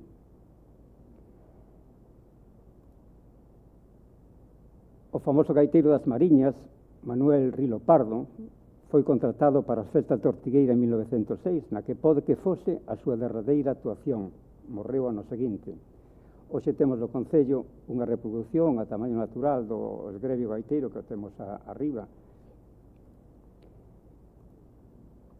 bautizado como Juan Gómez de Andrade, natural de Negrada, Sobicedo, que era moi preto de onde eu exercín por primeira vez como mestre de escola. Estaba Chumín, ou tamén lle chamaban o tío Chunín, que era como lle chamaba Ramón Canosa, que tuvo a fortuna de entrevistalo. Chumín foi un elemento prácticamente indispensable no acontecer social festeiro do norte, da segunda metade do século XIX e primeiros dos anos do século XX, non? Logo aquí, na zona de Ortigueira, tiñamos outros gaiteiros na nosa contorna, José de Regobello, o Venturo, que era asiduo ás festas de Cruzadoiro, Conversindo para Par, que todos coñecemos, famosísimo pola esa famosa muñeira de Freixido. Pero non quero rematar este pequeno relato sobre os gaiteiros na nosa contorna sin falar de Modesto Gómez Fuste, naturalmente, o Coco de Espasante. Eu non tuve a oportunidade de coñecelo, morreu antes de que eu nacera, pero sí coñecín e disfrutei moito do seu tamboril, que era fraguela de ladrido, que tiña unha tasca en Espasante e onde temos pasado momentos inesquecibles en aquela tasca, cantando ali ca zanfona, a gaita, momentos inesquecibles. Pero pouco a pouco a gaita deixou de soar e os gaiteiros retiráronse fuxindo do descrédito que ao longo do século XX, pero fundamentalmente entre 1940 e 1960, fixo que prácticamente desapareceran, incluída a nosa contorna. Así que, cando se celebraban as festas de Ortigueira, pois había que ir a Viveiro e traer a Brisas do Landro. Quen eran Brisas do Landro? Para nós, o famoso Pepe Randa, non? Ramón Bermúdez Fernández. E tamén asados a Rianxo, de onde viñan os Rosales, co seu inesquecible Xosé Romero e a súa dona Maruxa Míguens, ou a Melide, cos prestixiosos Garceiras. Quen de nós non recorda eses grupos, non? A pesar de todo, sempre se atopaban gaiteiros, ali onde se acocharan. Para iso tiñamos a Modesto Cheda, o sempre presente promotor de grupos musicais. A verdad que non é fácil, perdón, creo que me pasei, a verdad que non é fácil entender que nunha bisbarra onde había máis músicos que eucaliptos, a gaita desaparecera.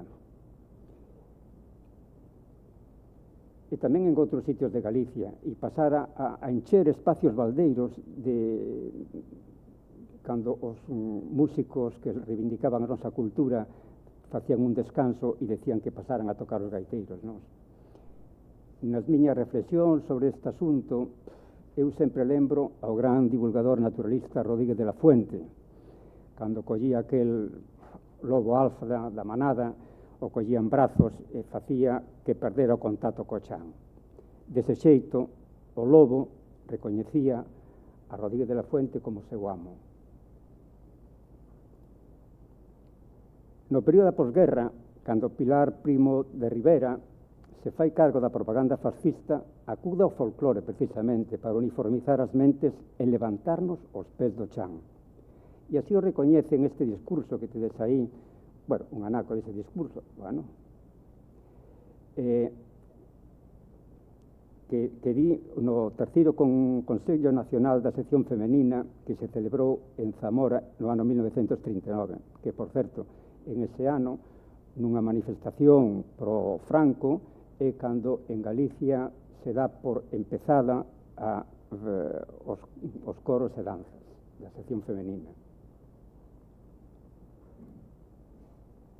Vamos á orixe da Escola de Gaitas. No ano 75, despois de pasar pola Universidade de Fonsagrada, da man do meu titor Hortensio Gómez Álvarez, e ter grabado a lume que en Fonsagrada todo o mundo toca a gaita, pensaba, se en Ortigueira, terra de músicos, poderíase incorporar a gaita, ou mellor, poderíamos devolverlle o espacio perdido. Sería posible sentir en Ortigueira, me preguntaba, o sentimento que eu traía de Fonsagrada, na que todo o mundo toca a gaita? Claro, con esas dúbidas e ca enerxía que dan os 24 anos, tomei a decisión de ensinar en Ortigueira todo o que traía aprendido. Supoño que inconscientemente era sabedor de que aquelo que quen sembra en boa terra sempre consigue bo froito. Así nace a Escola de Gaitas un 3 de novembro de 1975. Superados os atrancos de atopar gaitas con punteiros de boa calidade, rematamos o curso cunha actuación para os familiares dos alumnos e alumnas. Si cando empezamos había máis dúbidas que certezas, agora xa non había marcha atrás. As familias, o pobo de Ortigueira, toda a Bisbarra nos deron ese pulo que con un volante de inercia xigante fai que xa non te deixe parar. O curso 77-78 foi especialmente creativo. Deseñamos o futuro, pois como todas e todos sabemos, o futuro non é un lugar ao que estamos indo, senón un que estamos a construir. Sentíamos a necesidade de ampliar a vida cultural e transmitir aos nosos alumnos e alumnas os alicerces necesarios para que ninguén, e o repito unha vez máis, ninguén nos levante os pés do chan. Bueno, foron ideas que nos levaron a crear pois, o noso propio taller de instrumentos musicais da man de Antón Corral e Francisco Bermúdez, taller do que agromaron grandes proxectos como a creación do grupo de zanfonas, pitos e requintas. Outra das ideas que sempre me volían polo maxín, e na que meu pai sempre insistía, era o da creación dun arquivo musical de gaita. Así que entre 1980 e 1982 organizamos as xuntanzas de directores de grupos de gaitas ca finalidade de intercambiar coñecementos, experiencias e partituras, xuntanzas que continuaron en Melide da man de Mingos, un loitador do noso. Este é un momento memorable dunha desas xuntanzas, todos os directores de grupos interpretando o hino galego. E a terceira foi a dar a coñecer outras culturas semellantes á nosa. Aquí, posiblemente, a orixe do festival seña diferente a isto que nos contaba o profesor Botrel. Queríamos coñecer outras culturas que nos permitisen aprender do seu xeito de traballar, como conservaban o seu patrimonio, seus instrumentos, as súas músicas e costumes, e mesmo que erros tiñan cometidos. Eu fai pouco acabo de constatar un erro importante que tuveron os meus amigos e queridos bretós. Logo falaremos dele.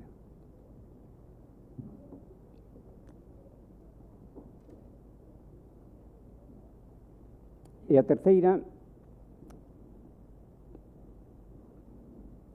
bueno, desta maneira, perdón, o que organizamos foi a creación do primeiro Festival Internacional do Mundo Celta.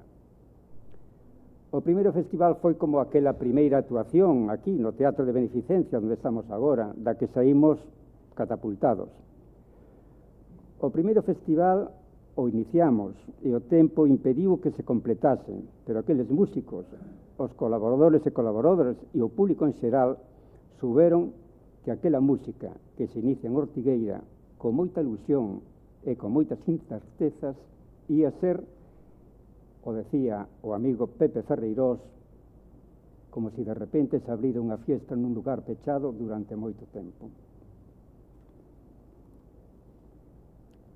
No ano 74, despois de aprobar as oposicións a magisterio, fun con meu irmán a Tarrasa, onde estudiaba enxeñería. A viaxe a fixemos nun 2 cabalos, como ese que veíamos que nos enseñou o profesor Botrel, pero tiña 3 marchas, cunha supermarcha, embrague centrífugo e arranque con manivela, por si fallaba a batería. Quen o tivera agora? De Tarrasa saltei a Francia, pois tiña moitísimas ganas de ver El Exorcista, que era unha película que non deixaban por setar en España, e poder asistir a concertos de órgano e bombarda. Concertos que deixaron, o recoñece en min, unha enorme pegada. Era a constatación de que os instrumentos populares teñen outros espacios máis aló dos tradicionais. No ano 74, con Álvaro Fernández Polo, viaxamos pola Bretaña ca idea de ver e escoitar grupos que puidesen participar no festival. E, como diría Álvaro, con aquel francés penoso, contactamos ca Quebre en Bresse en Marc, unha excelente agrupación de gaitas, bombarda e baile tradicional, e co grupo galés Cronlech. Un ano antes, no 76, eu fora membro da Comisión de Festas de Ortigueira, por lo que para min organizar un festival pois era nada sencillo. Buscas un grupo, dispós unha pequena infraestructura de aloxamento, elixes unha zona de actuacións, buscas o xeito de financialo, pum, listo, e tiras para adiante. Pero claro, as cousas non son tan doadas como parecen. Sen embargo, se vos digo uns nomes de xente de fora de Ortigueira, enseguida vos decataredes que hai cousas que teñen moitas posibilidades de sair ben. E digo, repito, de fora de Ortigueira, porque aquí, en Ortigueira, ca súa xente, se me permitides a licencia, o peixe estaba todo vendido. Eles eran Filgueira Valverde, Isaac Díaz Pardo, Pepe Ferreirós, Rodrigo Romaní, Pepe Varela, e aínda que de Ortigueira traballaba en Madrid como xefe dos servicios informativos da televisión española, Moncho Barro, e naturalmente, por suposto, a xente de Ortigueira. O primeiro paso foi buscar os grupos, por aquel o meu referente na música de gaitas era Faíscas do Xiabre. Así que me puxen en contacto con Pepe Ferreirós, quedamos nunha cafetería en Santiago, e expuxen a nosa idea, resposta inmediata, conta con nós. Pasado un tempo, volvín a Santiago para confirmar a Pepe que os proxectos iba cara adiante. En esa xuntanza incorporouse Rodrigo Romaní. Mesma resposta, conta con nós. Tiñamos xa un dos dous máis importantes grupos en aquel momento deste país. Outro que contactamos foi o excelente grupo Fuxan os Ventos, que a última hora non puideron participar, por eso hai veces no cartel que está tachado, non? Nunha actuación en Ribadeo coincidimos cun grupo bávaro que traían gaitas e zanfonas, e como estaban tocando por aquí, pois os incorporamos ao festival. Retomamos o contacto co grupo Gales Cronich e ca Quebre en Bresa, en Mar, pois entraba no presuposto, xa que só teñamos que pagar a viaxe desde Irún, pois eles, a administración francesa, lles pagaba todas as viaxes por Francia. A todo isto, vedes aí en pantalla, tiñamos unha cláusula nos contratos, unha cláusula que hoxe sería impensable, non? Os participantes cobrarían se conseguíamos os cartos suficientes entre as axudas e as entradas. Aínda que sempre houve recursos, certo é, tamén é certo que algúns declinaron a súa presencia. A espera de confirmación de outros grupos galegos, o cartel estaba feito. Cartéis que facía o meu compañeiro de colexio de Santa Comba, Xosé Lois Lago Costa, a principios de curso. En setembro xa empezaba a pensar e a facer diferentes modelos hasta que tomábamos unha decisión. Unha persoa que colaborou dun xeito moi profesional foi Camilo Pérez. Quen era Camilo Pérez? Era o representante do CIC de Ferrol Ortigueira, que era o Centro de Iniciativas de Turismo, que en cas súas xestións conseguimos pois algunhas axudas económicas, ligazóns para cubrir necesidades de material e mesmo para deixarnos no seu momento unhas bancadas portátiles. A colaboración prestada por Filgueira Valverde foi moi importante, no senso de dar ao festival unha imaxe para as autoridades cultural e exenta de reivindicacións políticas. Isto era moi importante, posto que Filgueira Valverde fora alcalde de Pontevedra na época franquista, procurador en Cortes, polo que non iba a comprometer a súa imaxe nun festival popular, do que ademais pois ia ser o seu pregoeiro, non? A imaxe de Isaac non era a mesma para a administración, pero era un personaxe tan importante que, e con todos os contactos para que esa colaboración non resultase negativa, non, entre os políticos. Isaac abrinos as portas á nova administración. Aí me presentou outro galeguista, Mariano Dónega, que era conselleiro sen carteira de José Quiroga, co que tivemos unha moi longa conversa na súa casa, pero pouquísimo frutífera, xa que o seu departamento era tan incipiente que non tiña presupostos.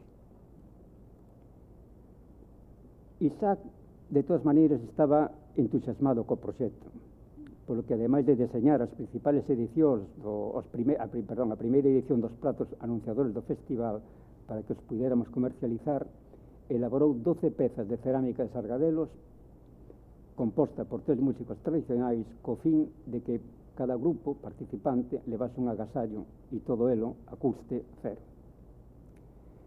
Para os primeiros gastos imprescindibles para o festival, Álvaro e máis eu, que éramos os únicos que tiñamos unha nómina, fomos pedir un préstamo a unha entidade bancaria. E como non era suficiente o aval que eran o noso salario, pois nos pedían algo físico. Álvaro lles propuxo, se lles valía, un lugar que tiña a súa avoa no Salgueirón, un lugar aquí cerca. Afortunadamente non pasou nada, non? E a súa avoa non se decatou da maniobra. A Pepe Varela, que era un extraordinario, bueno, é un extraordinario gaiteiro, era un extraordinario gaiteiro de Toxos e Flores, sigue sendo un extraordinario gaiteiro, mestre e xornalista, o coñecín nas prácticas de magisterio. Aínda que tiña rematada a carreira de magisterio, pois canalizou a súa vida como xornalista nunha longa e frutífera carreira na Voz de Galicia. Dende o comenzo, mi madre,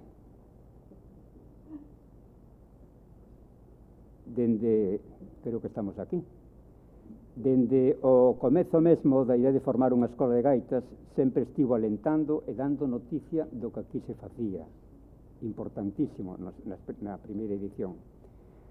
Nada vou a decir de Modesto Cheda, que era tamén correspondente da Voz de Galicia, nin de David Fujo, porque, bueno, botaríamos aquí todo o día. Colaboración extremadamente importante, non hai nada que decir. Tamén había que haber un capítulo aparte a de Moncho Barro, que dende a súa posición na televisión española como director dos servizos informativos non era difícil escoitar, poñedevos fai 48 anos, noticias de Ortigueira previas ao festival, e mesmo coordinar cos servizos de prensa algúns momentos complicados durante o desenvolvemento do mesmo. O local que pensamos como máis acaído para o espacio era o patio do colexio. Era un espacio que nos foi cedido, así como a facilidade para dispor das cociñas e o comedor para atender os participantes. Como dicía o noso primeiro presidente da Escola de Gaitas, Francisco Bermúdez, había 3 festivais: o da praia, o do escenario e as rúas de Ortigueira, e o que tiña lugar no comedor do colexio. Ese era o noso festival. E para min en especial a culminación do proxecto educativo deseñado anos atrás. Pero todo isto pois non se podía levar adiante sen o permiso oficial. Isto é o máis fácil de comentar. Nunca tivemos permiso por escrito. Se chegaba, era sempre despois de rematado o festival. Esta circunstancia foi motivo para que en algunha ocasión dubidáramos de continuar, xa que nos podían parar o festival un día de antes. Había precedentes en outros festivais polo resto da península, non? O que nos ocasaría unha pérdida económica desastrosa. De todos os xeitos, a decisión final sempre foi a de seguir adiante e velas vir. Podemos rematar o paso polo primeiro Festival do Mundo Celta cun comentario que escribiu Jordi Rueda, que o tedes aí en pantalla, en Show Express.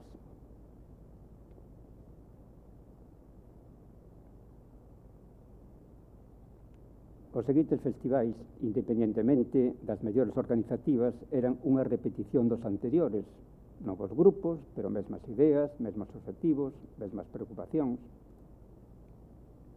En cada edición reforzábase ese vínculo afectivo dos participantes co festival. Os que colaboraban non o vivían como un traballo externo, senón como algo propio, pois construir o festival significaba participar na creación dun acontecemento que representaba a escola, a Ortigueira e a Galicia.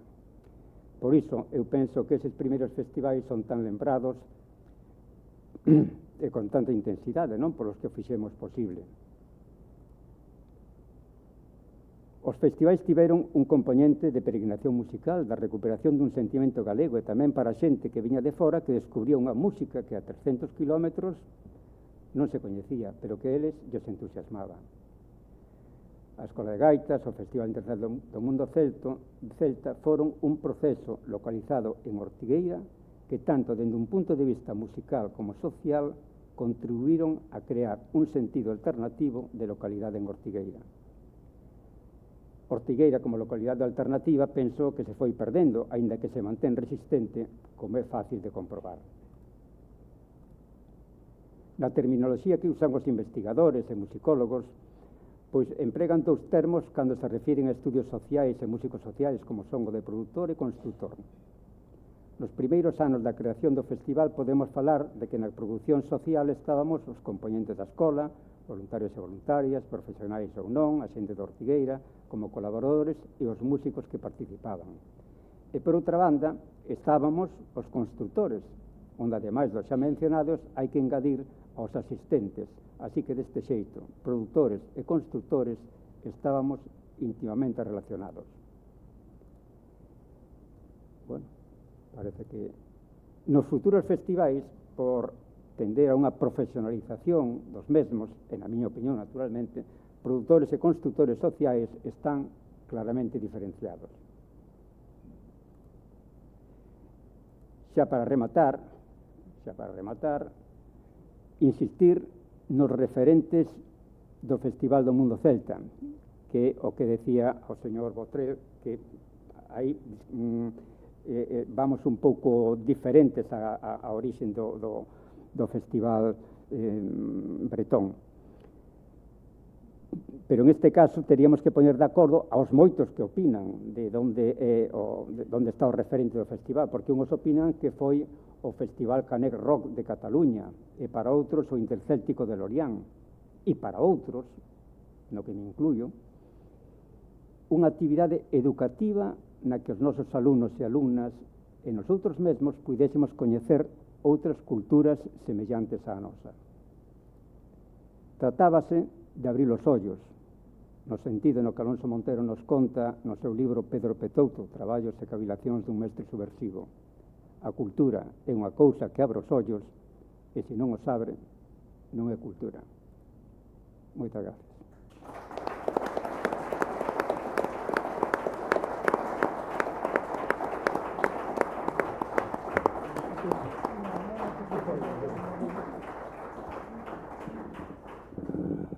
E agora ten a palabra Luz Polo. Sí, señor. Boas tardes.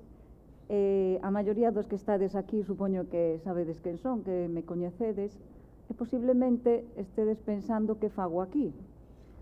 A presencia dos meus compañeiros de mesa está máis que xustificada pola súa traxectoria e evidentemente pola intervención que acaban de ter.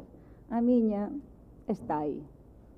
Eu non vos vou falar, evidentemente, do mundo celta, de nada que sexa moi erudito. Eu vou vos falar de unha nena de 12 anos que viveu os 6 primeiros anos do Festival do Mundo Celta dende dentro. Que vos vou contar? O primeiro ano, a verdade é que non teño moita conciencia de darme conta do que supoñía a celebración do Mundo Celta, en parte porque durou moi pouquiño. Enseguida se nos botou a auga encima e non houve moito que disfrutar. Pero a partir do segundo ano, todos os que participábamos na escola de gaitas tuvemos que arrimar o ombro para poder sacar isto adiante. Unha das cousas que a min máis me quedou dentro foi o sentido de pertencer a algo que non era da escola de gaitas, era de Ortigueira, porque aquí todo o mundo colaboraba. Non éramos os 40 ou 45 que éramos da escola de gaitas os que nos poñíamos, pois, xa o vestides nas imaxes, os maiores a clavar as estacas no fango do Porto, as pequenas nas que me incluía eu, os días previos ao festival fregábamos a lona con que se iba a cubrir o palco, que levaba un ano doblada, cando chegaba a hora de dar as comidas, os desayunos e as cenas, éramos nós as que tiñamos que servir as mesas. Cando tiñan que actuar os escoceses e non se sabía onde estaban, nenas, ide aos bares. E alá marchábamos as nenas en busca dos escoceses para que chegara o momento da actuación estiveran ali. Entonces, eso é o que realmente a min me quedou a importancia que tiña o festival para o pobo. Pero non de que todo o mundo está contento porque temos aquí o festival. Non, todos imos facer algo para que este festival siga adiante. Estábamos no ano 78, as libertades ainda, bueno, sabíamos, eu non, que tiña 12 anos, pero os que xa tiñan certa edad, sabían o que eran, pero aquí non se disfrutaban demasiado. Entón, eu recordo os primeiros anos que empezaron a chegar os hippies. Dios mío, hai xente espida na playa. Eso pa min era como decir, Dios mío, están nos invadindo, a ver en que imos acabar, porque xente espida en Ortigueira non podía ser.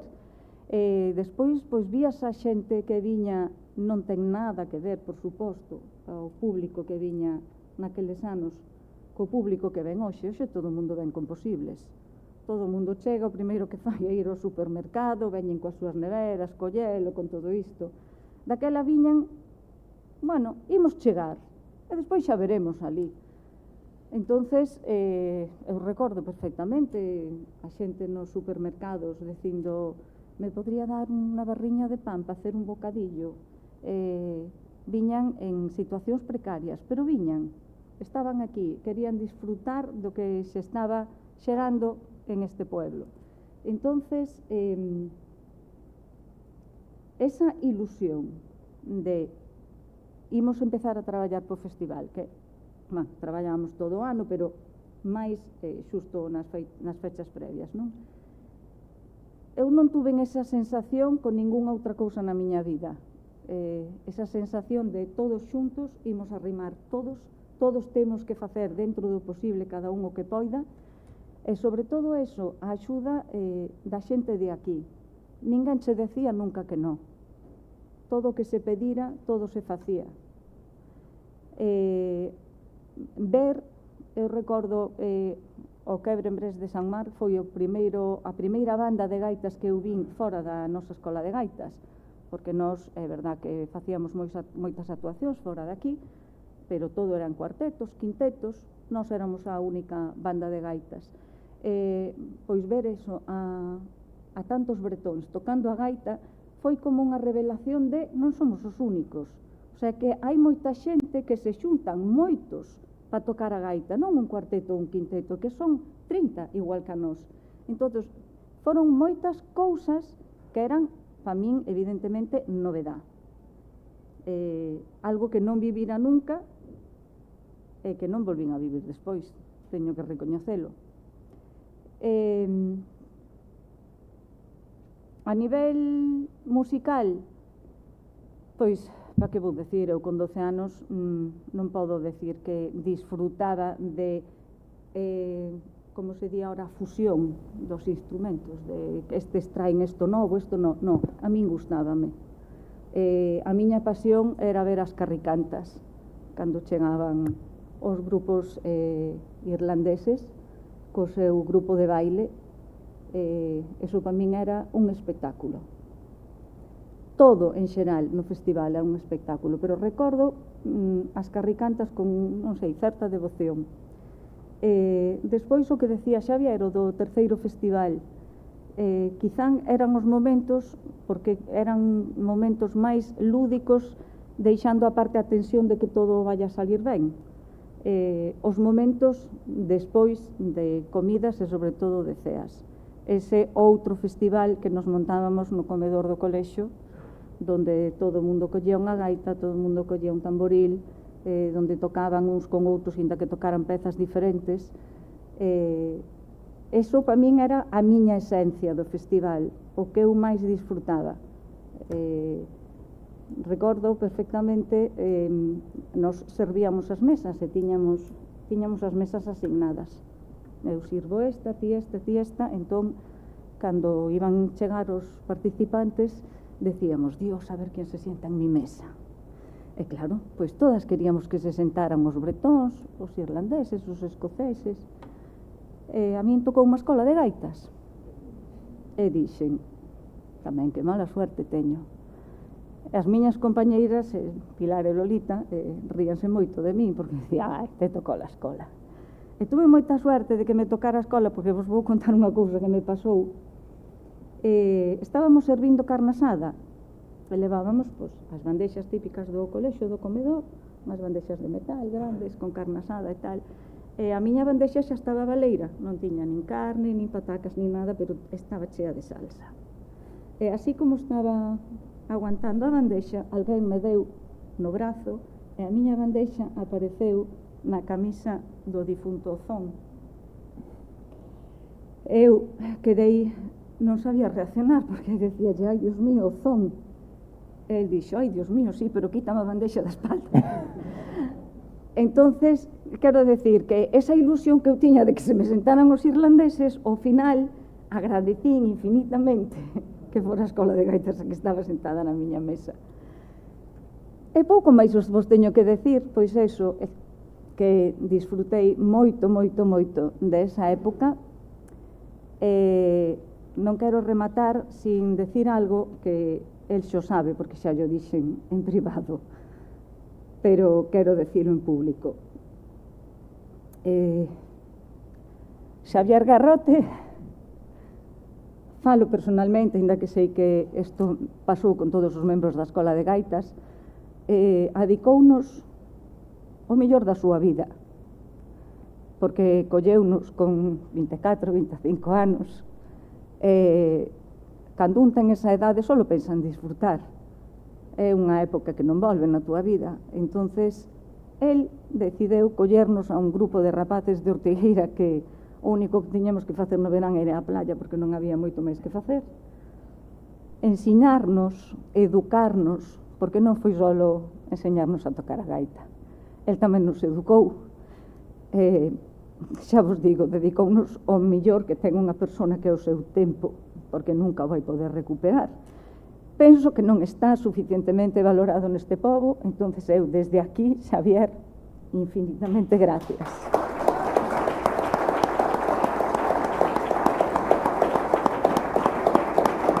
Non lle gusta.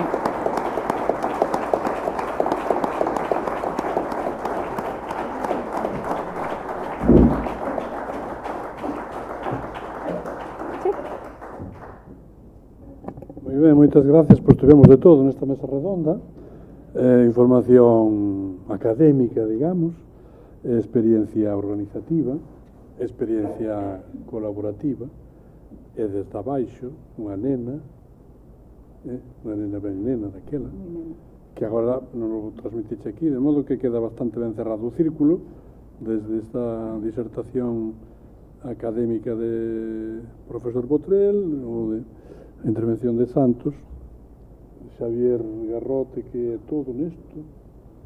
Non. Podes dicir que non, pero eu digo que sí. Estamos empatados. E hasta esta experiencia de Luz Polo. Bueno, creo que cubrimos bastante ben o horario. Podemos deixar, pode ser uns 10 ou 15 minutos de coloquio, depois decimos unhas palabras de clausura e logo hai algo de música, non? Porque sin música, Dios mío, que sería de nós se non hai algo de música hoxe aquí? De modo que queda aberto o coloquio para alguna pregunta. Pode incluir tamén a intervención do profesor Botrel e a dos tres da mesa. Podo preguntar eu? Sí, por favor. No, era preguntar ao profesor Botrel. Eu cando fun a Sí, por favor. Pode subir. Sí. Sí, para... Sí. Tentamos cada uno para él. Sí.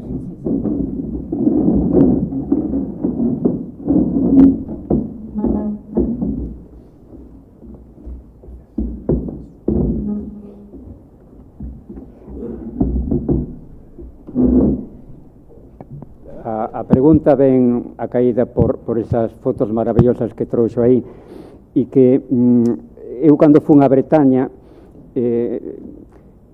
aprendín algunhas cousas que quería transmitir para aquí, e unha das cousas que aprendín era na época en que eu estuve alá, no 78, 70, sí, era que tiñan perdido o Viñu Cos. E acabo de ver esas imaxes tan preciosas de tanto Viñu Cos con bombardas, e que logo o Viñu Cos desaparecera e entraran a gaita, e entrar a gaita escocesa, me produciu unha sensación un pouco triste, aínda que logo posteriormente sei que se está a traballar na recuperación do Viñu Cos, non? A pesar de que ten ese sonido que decía vostede pero é que é unha gaita moi aguda. Periodista. É unha gaita moi aguda e efectivamente estridente, pero a esencia, eu entendo como esencia da música bretona, non? En que momento e cal é a razón que vostede ve en que se puido haber apartado de alguna maneira o viño cos para incorporar a gaita escocesa. Es que no creo que haya desaparecido. Para el baile se ha seguido utilizando la gaita y la bombarda, la pareja, ¿no? La innovación fue la introducción de una formación de tipo militar para el desfile, ¿no? Y entonces no ha desbancado del todo. Lo que pasa es que para la gente, además con la formación militar de Alain Biguet, que se produjo en todo el mundo, la gaita bretona era la gaita escocesa, pero los concursos de gaiteros se hacían también por parejas y se hacían por bandas, ¿no? Entonces son las dos tradiciones las que han seguido, y los famosos gaiteros o dulzaineros, no sé cómo se llama, trabardines, son los conocidos. Baron, hemos visto, por ejemplo, el que toca la bombarda con el órgano, es uno de los más famosos, y nadie se acuerda de uno que toque la gaita escocesa. Así que son las dos tradiciones, se introduce, se enriquece, posiblemente es más aparatoso, se oye mejor, etcétera, y no tiene esa agudez, ¿no? Que está asociada con la gaita de un único bordón, ¿no? Cuando la gaita escocesa tiene 3 armónicos, ¿no? Entonces, yo creo que no es por erradicación, es por adición, como se adelanta, ¿no? Creo. Me alegro. Sí, por favor.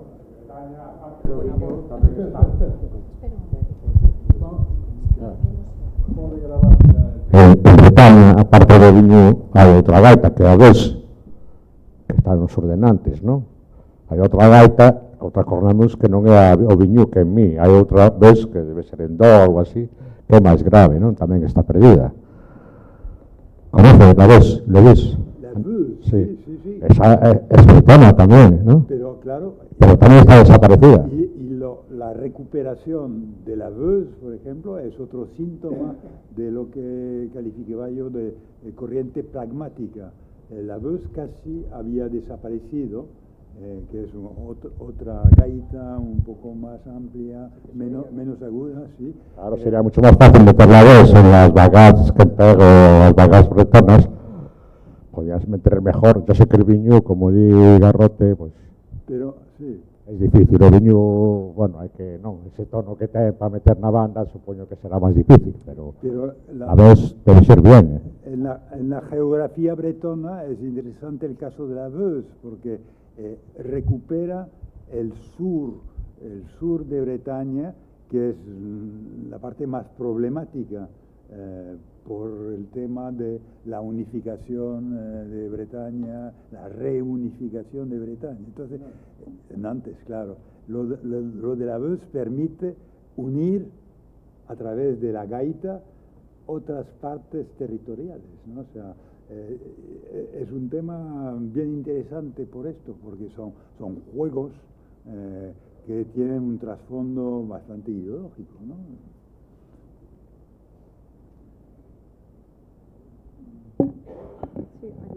Sí, por favor, sí.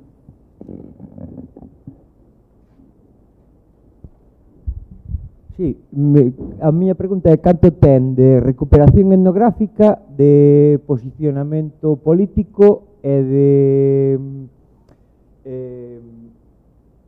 vamos a dicilo, cousa pintoresca para os turistas. O que suxeito? O dos bailes florales. ¿Te repites a pregunta? En castellano. Sí, los bailes florales, ¿cuánto tienen de recuperación etnográfica, de interés político y de pintoresco para los turistas? Los bailes florales. Los bailes florales. Los bailes florales. Los bailes florales que... El Chorima. Al Chorima, sí, Claro. sí. O sea, esto me parece que no tengo el archivo primitivo de la fiesta, pero queda claro para mí que el municipio de Pont-Aven contrata al famoso Botrel para organizar algo que permita redinamizar un pueblo que está cayendo, porque Pont-Aven suena tal vez para vosotros como ciudad de los pintores, con Gauguin, o sea, todos los famosos pintores que frecuentaban y daban vida. Entonces empiezan a irse de Pont-Aven, entonces se busca un medio de atraer de nuevo a otra gente. Para atraer a los turistas.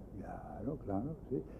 Entonces, esto no quita que Botrel tenga una idea de la Bretaña, de la necesidad de promover su imagen, unificarla desde una ideología conservadora, está claro, católica, etcétera,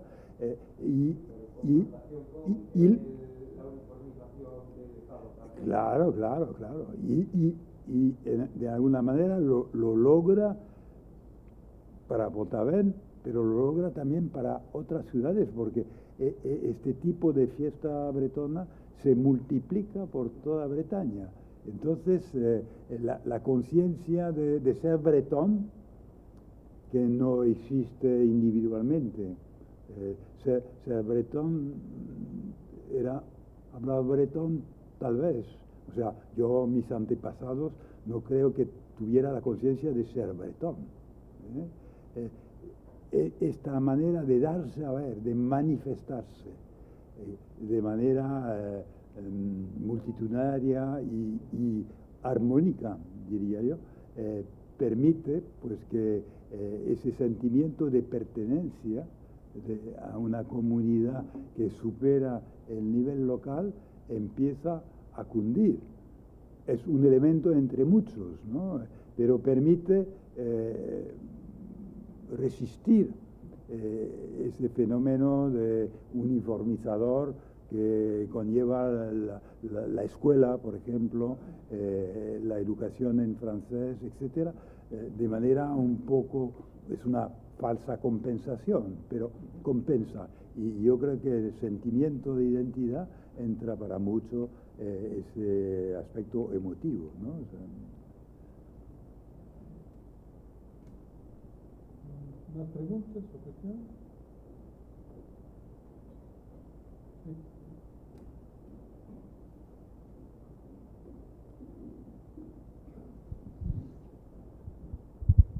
Sí, boas tardes. Quería facer unha pregunta a Xavier Garrote, ¿no? Pero antes, se me permite, bueno, como se citou ao principio da xornada, ¿no? En un par de ocasións ao profesor Bernard Legonidé, ¿no? Quería informar, ¿no? Que desde a Asociación Terras do Ortegal acabamos de publicar un libro del, se presentou en Espasante o pasado día 20, ¿no?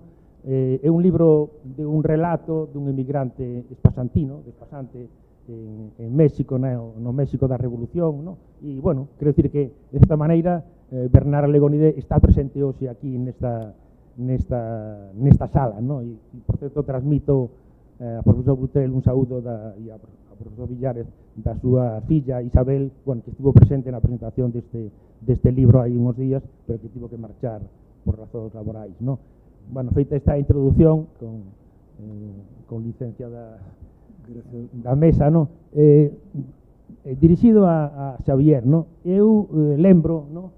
No finais dos 70, ¿no? Realmente, máis que unha invención da tradición, eu creo que foi unha revolución, ¿no? En concreto, a escola de gaitas en si mesma, ¿no? Eu non sei se había unha excomunión diaria dirixida a Xavier Garrote como pérfido diaño por traicionar duramente ao cuarteto típico de gaiteiro de gaitas, ¿no? Eso de ter unha imitación pues, das bandas escocesas, irlandesas, bretonas, ¿no? Formadas por 10, 20 xa non digamos meter a mulleres tocando a gaita, non? Eu creo, non sei se podías lembrar, xa digo, aquelas excomunións que non sei se recibías a diario con carácter semanal ou mensual, non? Gracias. Bueno, vamos a ver, a Escola de Gaitas nace para enseñar a gaita e a idea fundamental miña era inicialmente formar a rapaces e rapazas no manexo da gaita para poder formar cuartetos ao estilo que había en aquel momento e poder movernos por a bisbarra, tocar e interpretar, como eu decía, un pouco o folclore, é dicir, ir aos sitios, recuperar o que haxa, aprendelo e devolvelo. Así entendía eu. O que pasa que en todo o proceso educativo da Escola de Gaitas, o que acabou sendo nunca foi unha banda de gaitas, foi un cuarenteto de gaitas, porque nosotros interpretábamos como un cuarteto con 40 gaitas. É dicir, non tiñamos, e a min, por exemplo, non me gusta cando se fala da banda da Escola de Gaitas, non? Da banda de gaitas de Ortigueira, porque non é unha banda, porque incluso a propia denominación é un pouco confusa, non? Porque o orgánico dunha banda difiere absolutamente das bandas de gaita. Das bandas o meto entre comiñas, non? Iso non é unha banda de gaitas, unha banda é un orgánico distinto con instrumentos de distintas tonalidades que se empastan para tocar unhas pezas determinadas e que teñen, ademais, outra cousa moi importante, que teñen un matiz, e as gaitas non dan matiz de forte e débil. Por lo tanto, non podemos comparar o que eu chamo Escola de Gaitas, que é un sitio onde aprendes a tocar a gaita e logo o enseñas aos demais con unha banda de gaitas, porque non lle atopo ese paralelismo. E máis en Ortigueira, non? Donde casi tuvemos 5 bandas simultáneas en algún momento histórico, non? Por lo tanto, para mí nunca será unha banda de gaitas, nin siquiera cando se falan de outros grupos que se chaman bandas de gaita, serán bandas de bandidos, pero bandas de música non son, non o asimilo como tal, non? Porque para min é un contraste nominativo entre a escola de gaitas e o que é unha banda, sobre todo por ese orgánico tan distinto que non ten nada que ver unha cousa con outra. Eu o que, vamos a decir, inventei é un cuarenteto de gaitas. Un cuarenteto, porque además eso o dá a propia interpretación do que faz. Que tocas? Tocas o mismo cun cuarteto, pero con 40 gaitas.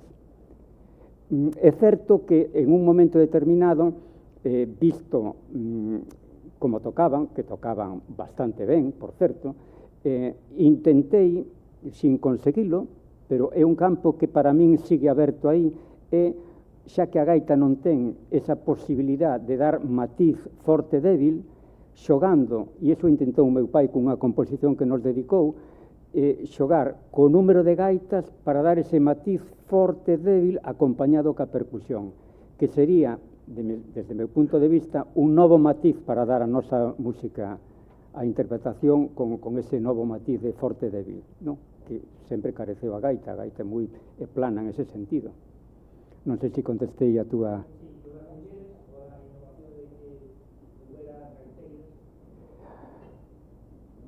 Nin se me ocurreu, para min era unha cousa natural. Para min era unha cousa natural, porque non podía haber gaiteiras, non? A ver, apuntámonos e despois a ver que nos votaba. Eu, desde logo, non foi un gran invento meu, simplemente non sentía ningunha razón para que non estuvesen rapazas tocando a gaita, ningunha razón.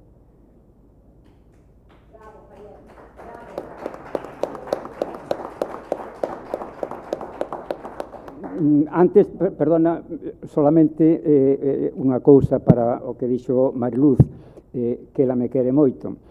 Si sabedes como son, si de verdad me queredes moito, olvidadevos de min, que somos, a Escola de Gaita somos todos, o festival somos todos. Xavier Garrote é un máis, plantaba, clavaba puntas como outro calquera, é dicir, que non son máis que un máis que ao mellor en aquel momento, pois, sí, alguén tiña que estar ao frente das cousas, pero hasta incluso era o máis pequeno de todos. Nada, olvidadevos deso. Si me queredes ben, olvidadevos deso.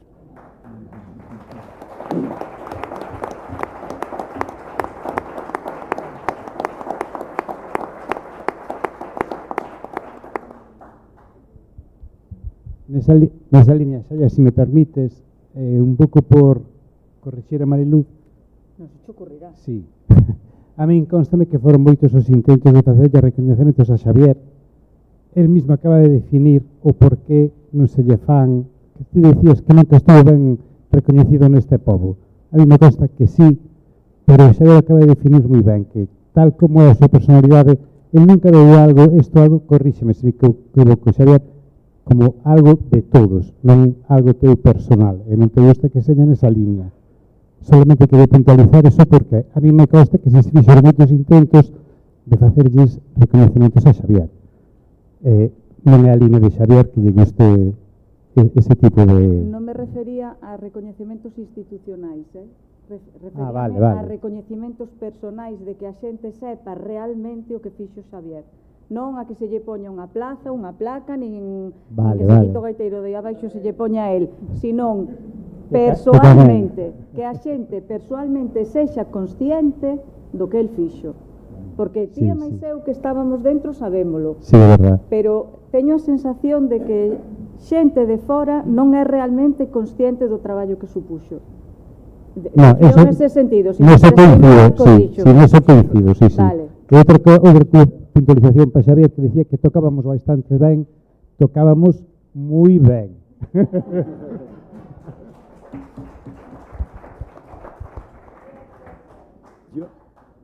Yo quisiera volver sobre la dimensión celta del festival. Entonces, siempre me ha llamado la atención de cómo la voluntad de Galicia de tenerse por celta se afirmaba, mientras me parece que había cierta resistencia por parte de las naciones celtas, ¿no? El hecho de que Galicia no se aceptara dentro de la Liga Pancéltica, por ejemplo, por no tener un idioma de origen celta, parece sintomático.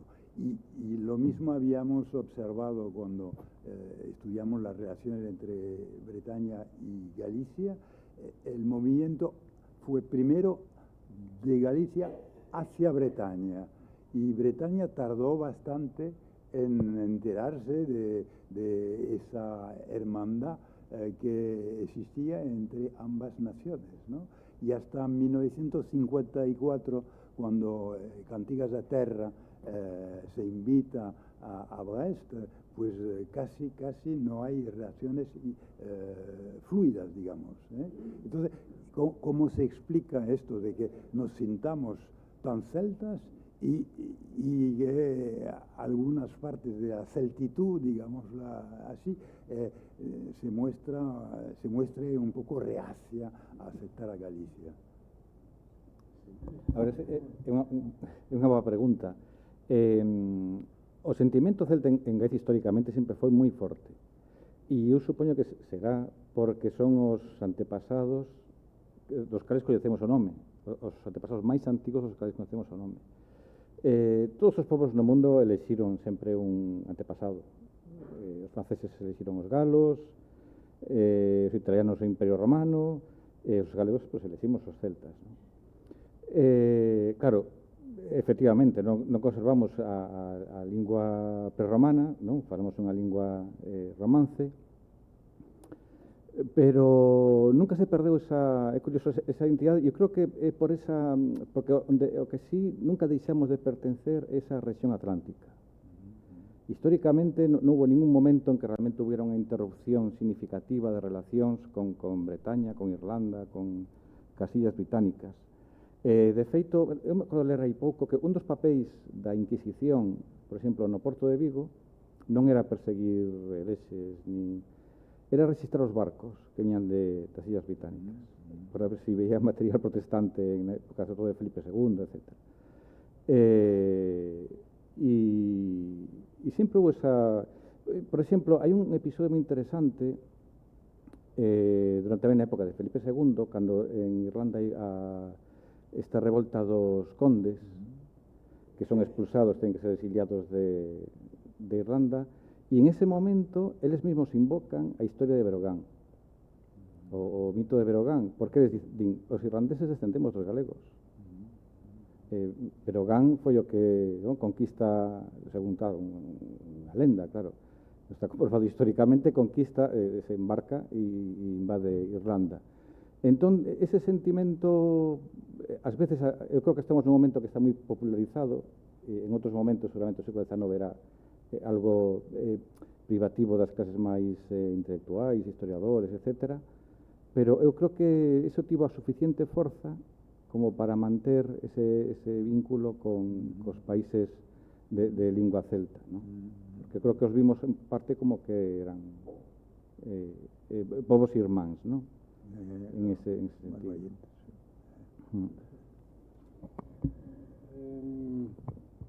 Bueno, creo que podemos... diré unhas palabras antes de que o alcalde faiga a intervención final e despois a música, para manifestar primeiro o contento que me sinto de non só por estar en Ortigueira e facer aquí esta xornada, senón tamén pola propia o sentido que se deu aquí en Ortigueira dunha actividade que é máis que música, que é máis que celta, que é sobre todo comunitaria, e que ten que ver co conxunto da comunidade humana que da vila de Ortigueira. Isto me parece que xa xustifica con creces o que intentamos facer desde a Academia, que non só investigar, que aquí non vimos especialmente a investigar, senón, sobre todo, a divulgar de outro modo a nosa propia historia e a explicar algúns aspectos dela dunha forma algo distinta do que se pode explicar a través dun manual ou incluso dun artigo, e mesmo unha conferencia, de modo que, desde este punto de vista, moitas gracias. O segundo comentario ten que ver, claro, con as persoas que aquí participaron, desde a conferencia magistral do profesor Botrel, ata as intervencións tamén magistrais, pero máis limitadas, dos tres que me acompañaron na mesa.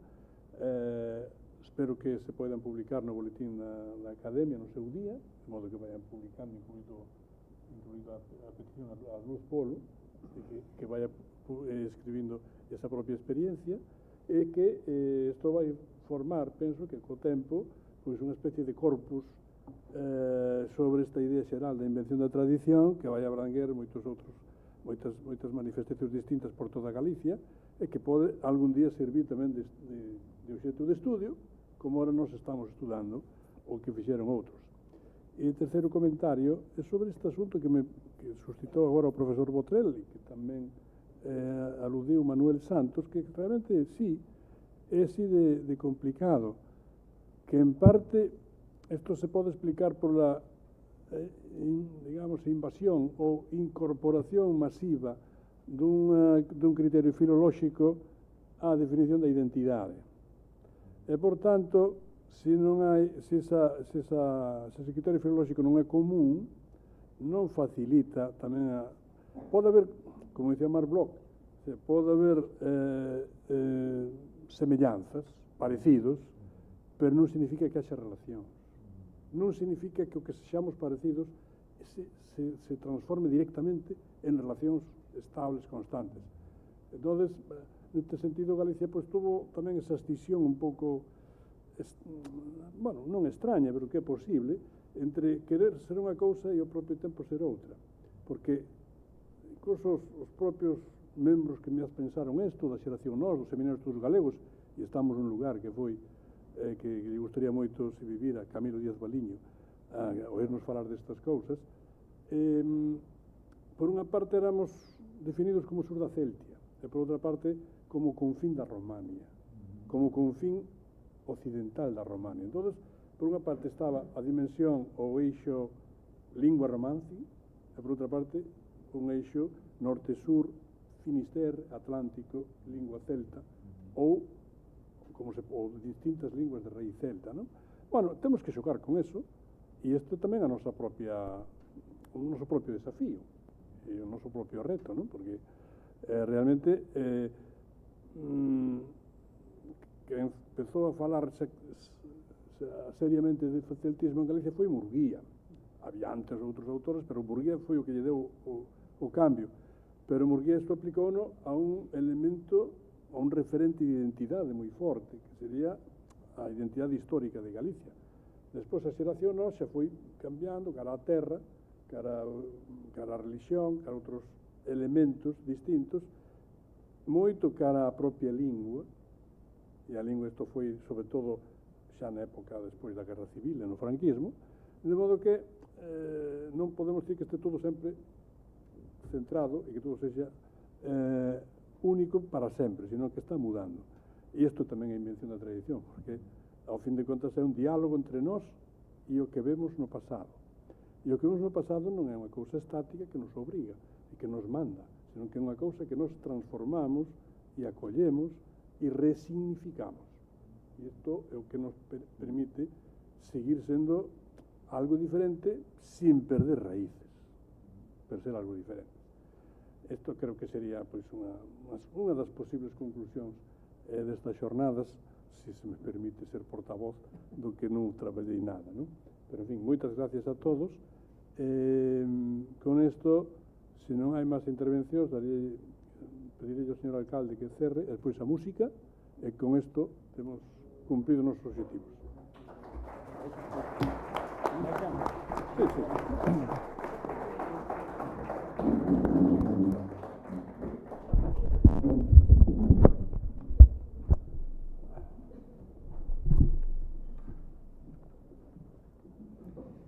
Pois, para cerrar o acto, agradecer á Real Academia Galega, ao profesor Ramón Villares, aquí presente, por as palabras e por escoller Ortigueira para facer este tipo de xornadas que son tan interesantes para nós, non? Agradecer ao profesor Santos a súa intervención, a Mariluz, a Xavier Garrote, que, aínda que a súa humildade, como escoitamos agora, que nos poñía a pel de galiña, pois lle impide eses recoñecementos, pois permítenos, Xavier, que te queiramos. E a nosa maneira, pois, de quererte, os que estuveron contigo e os que non te coñecemos tanto, pois é esa, non? A de querer recoñecerche que no teu maxín, seguramente, ao mellor non estaba, que o festival fora o que é hoxe, pero puxeche a Ortigueira no mapa da música celta e da cultura galega tradicional, como acabamos de ver todos. Un forte aplauso.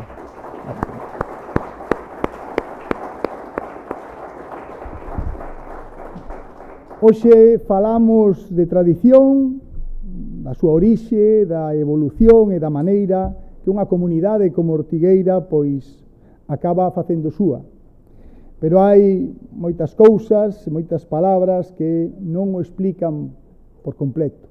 Eu do profesor Botrel me vou a levar moitas cousas porque nos dé vostede unha magistral intervención do que é a música folclórica e vou ter na miña cabeza o de pensar de poñer o traxe tradicional galego, como dicía vostede que facía o alcalde no 1905, verdad, para levar a rapaza que era a reina da festa, verdad?